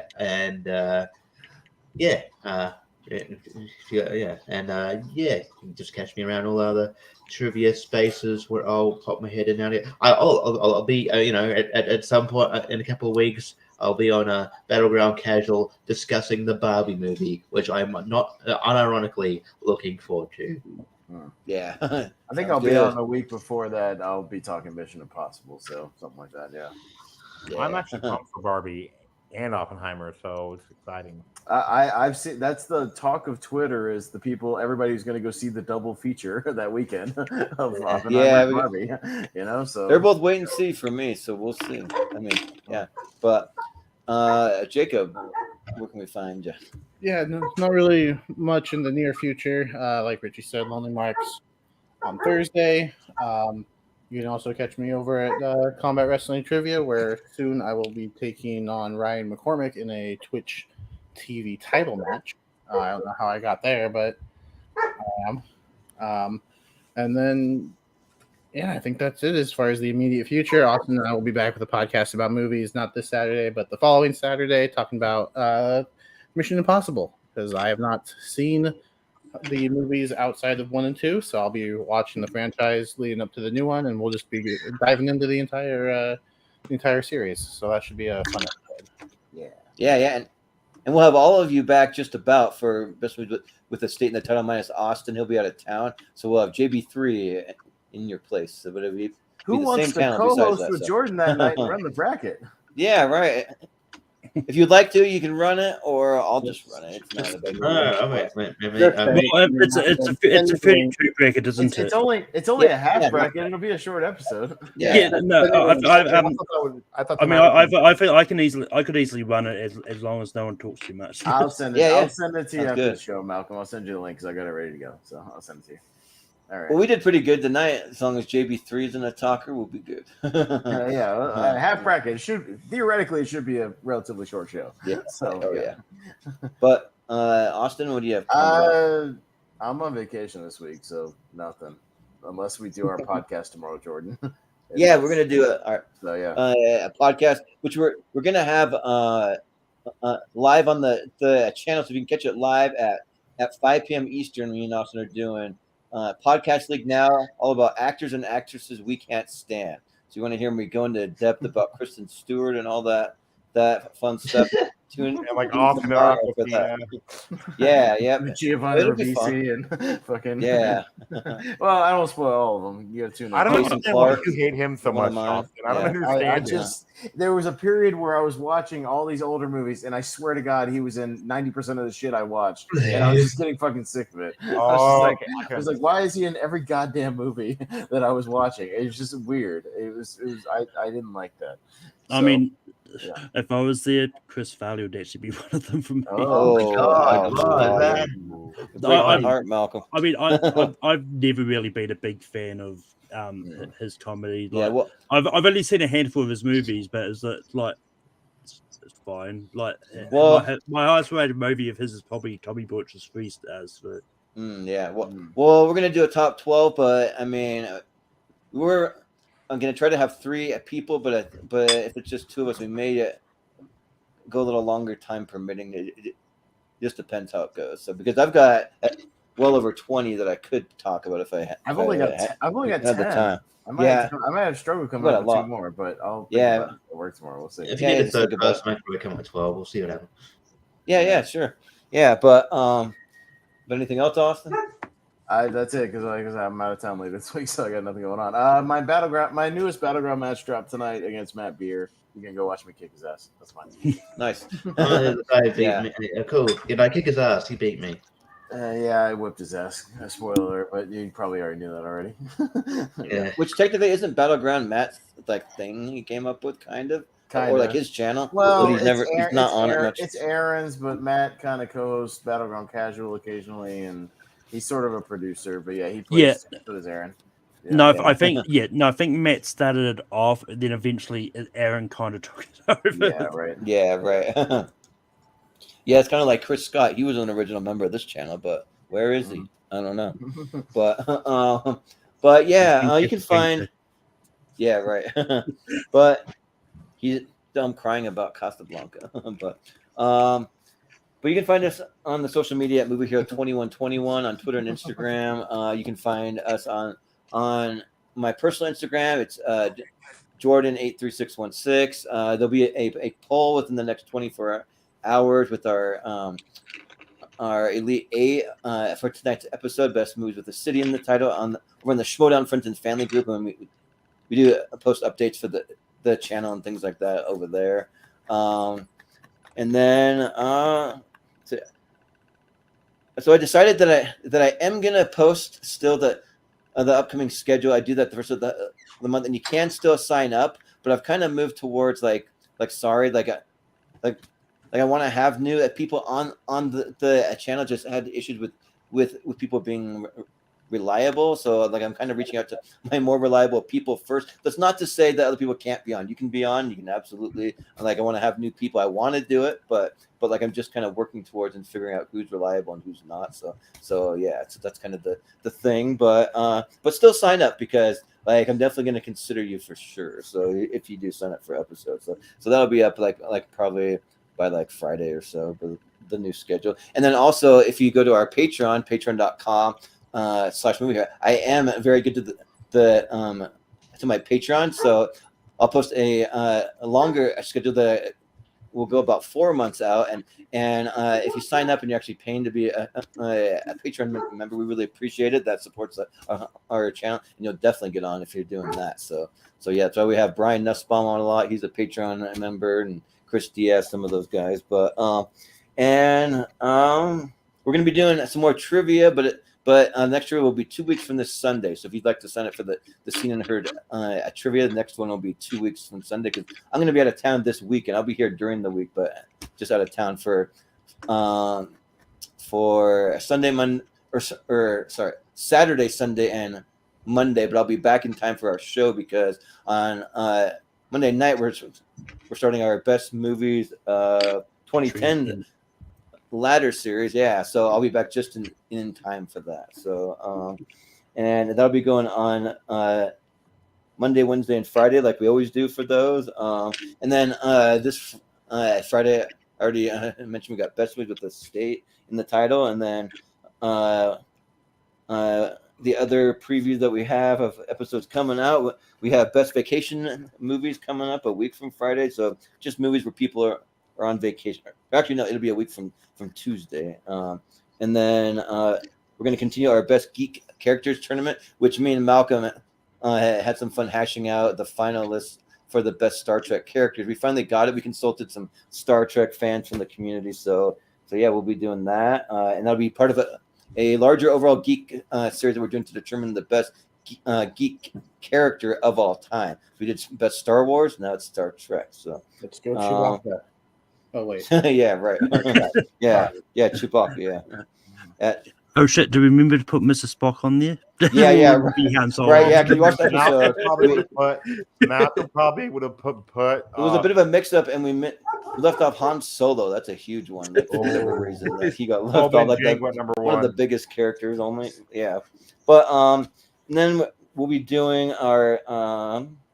Let's see. We have our Movie Hero Mystery Tournament. We're going to get back into that. We spin our giant wheel of movies. Everyone submitted their favorite movies with some 20 wild cards each, and we're going to spin it 64 times. First 64 movies to pop out will be in a tournament fight mystery tournament, and we'll do a little pre-show for that. where you can watch us spin it 64 times and see what's going to be on there. So, and then we have our next tier ranker series is going to be best movies with one word titles from every decade, and some of the decades we had to split up, and so I've already got some of those lists just about ready to go. So that'll be starting up soon. We're going to be doing a Battle of the Toms, which would be Tom Hanks versus Tom Cruise movie. So that'll be one coming up. We're going to be doing a big tournament fights for best animated movies, because we did our tier ranker series. You can go back and check out who we crowned as the best animated movies of all time. We had a top 10 and a 3 honorable mention, but we're going to take our top 10 and honorable mention from every decade that won each one, and we're going to put them into a big tournament, which depending who we have on the panel and the matchups of the randomizer, we could have a totally different outcome. So yeah, you'll see. But and then we will be having some more geography. We got best movies with the country in the title, and then I'll just throw in that friend of the show, Matt Majot, submitted his top 64 movies, so we're going to be doing his on August 18th. So that's just one more bonus one for you. So there you go. But yeah, that is going to do it for us tonight. So that was fun. Thanks again, guys. And we'll be doing some more geography come Friday. So yeah. Yeah. So for Malcolm, for Ross, for Jacob, for Austin, for Richie, I've been Jordan, the movie hero Anderson. You got the outro, Austin? Mm-hmm. All right. Then we'll see you next time.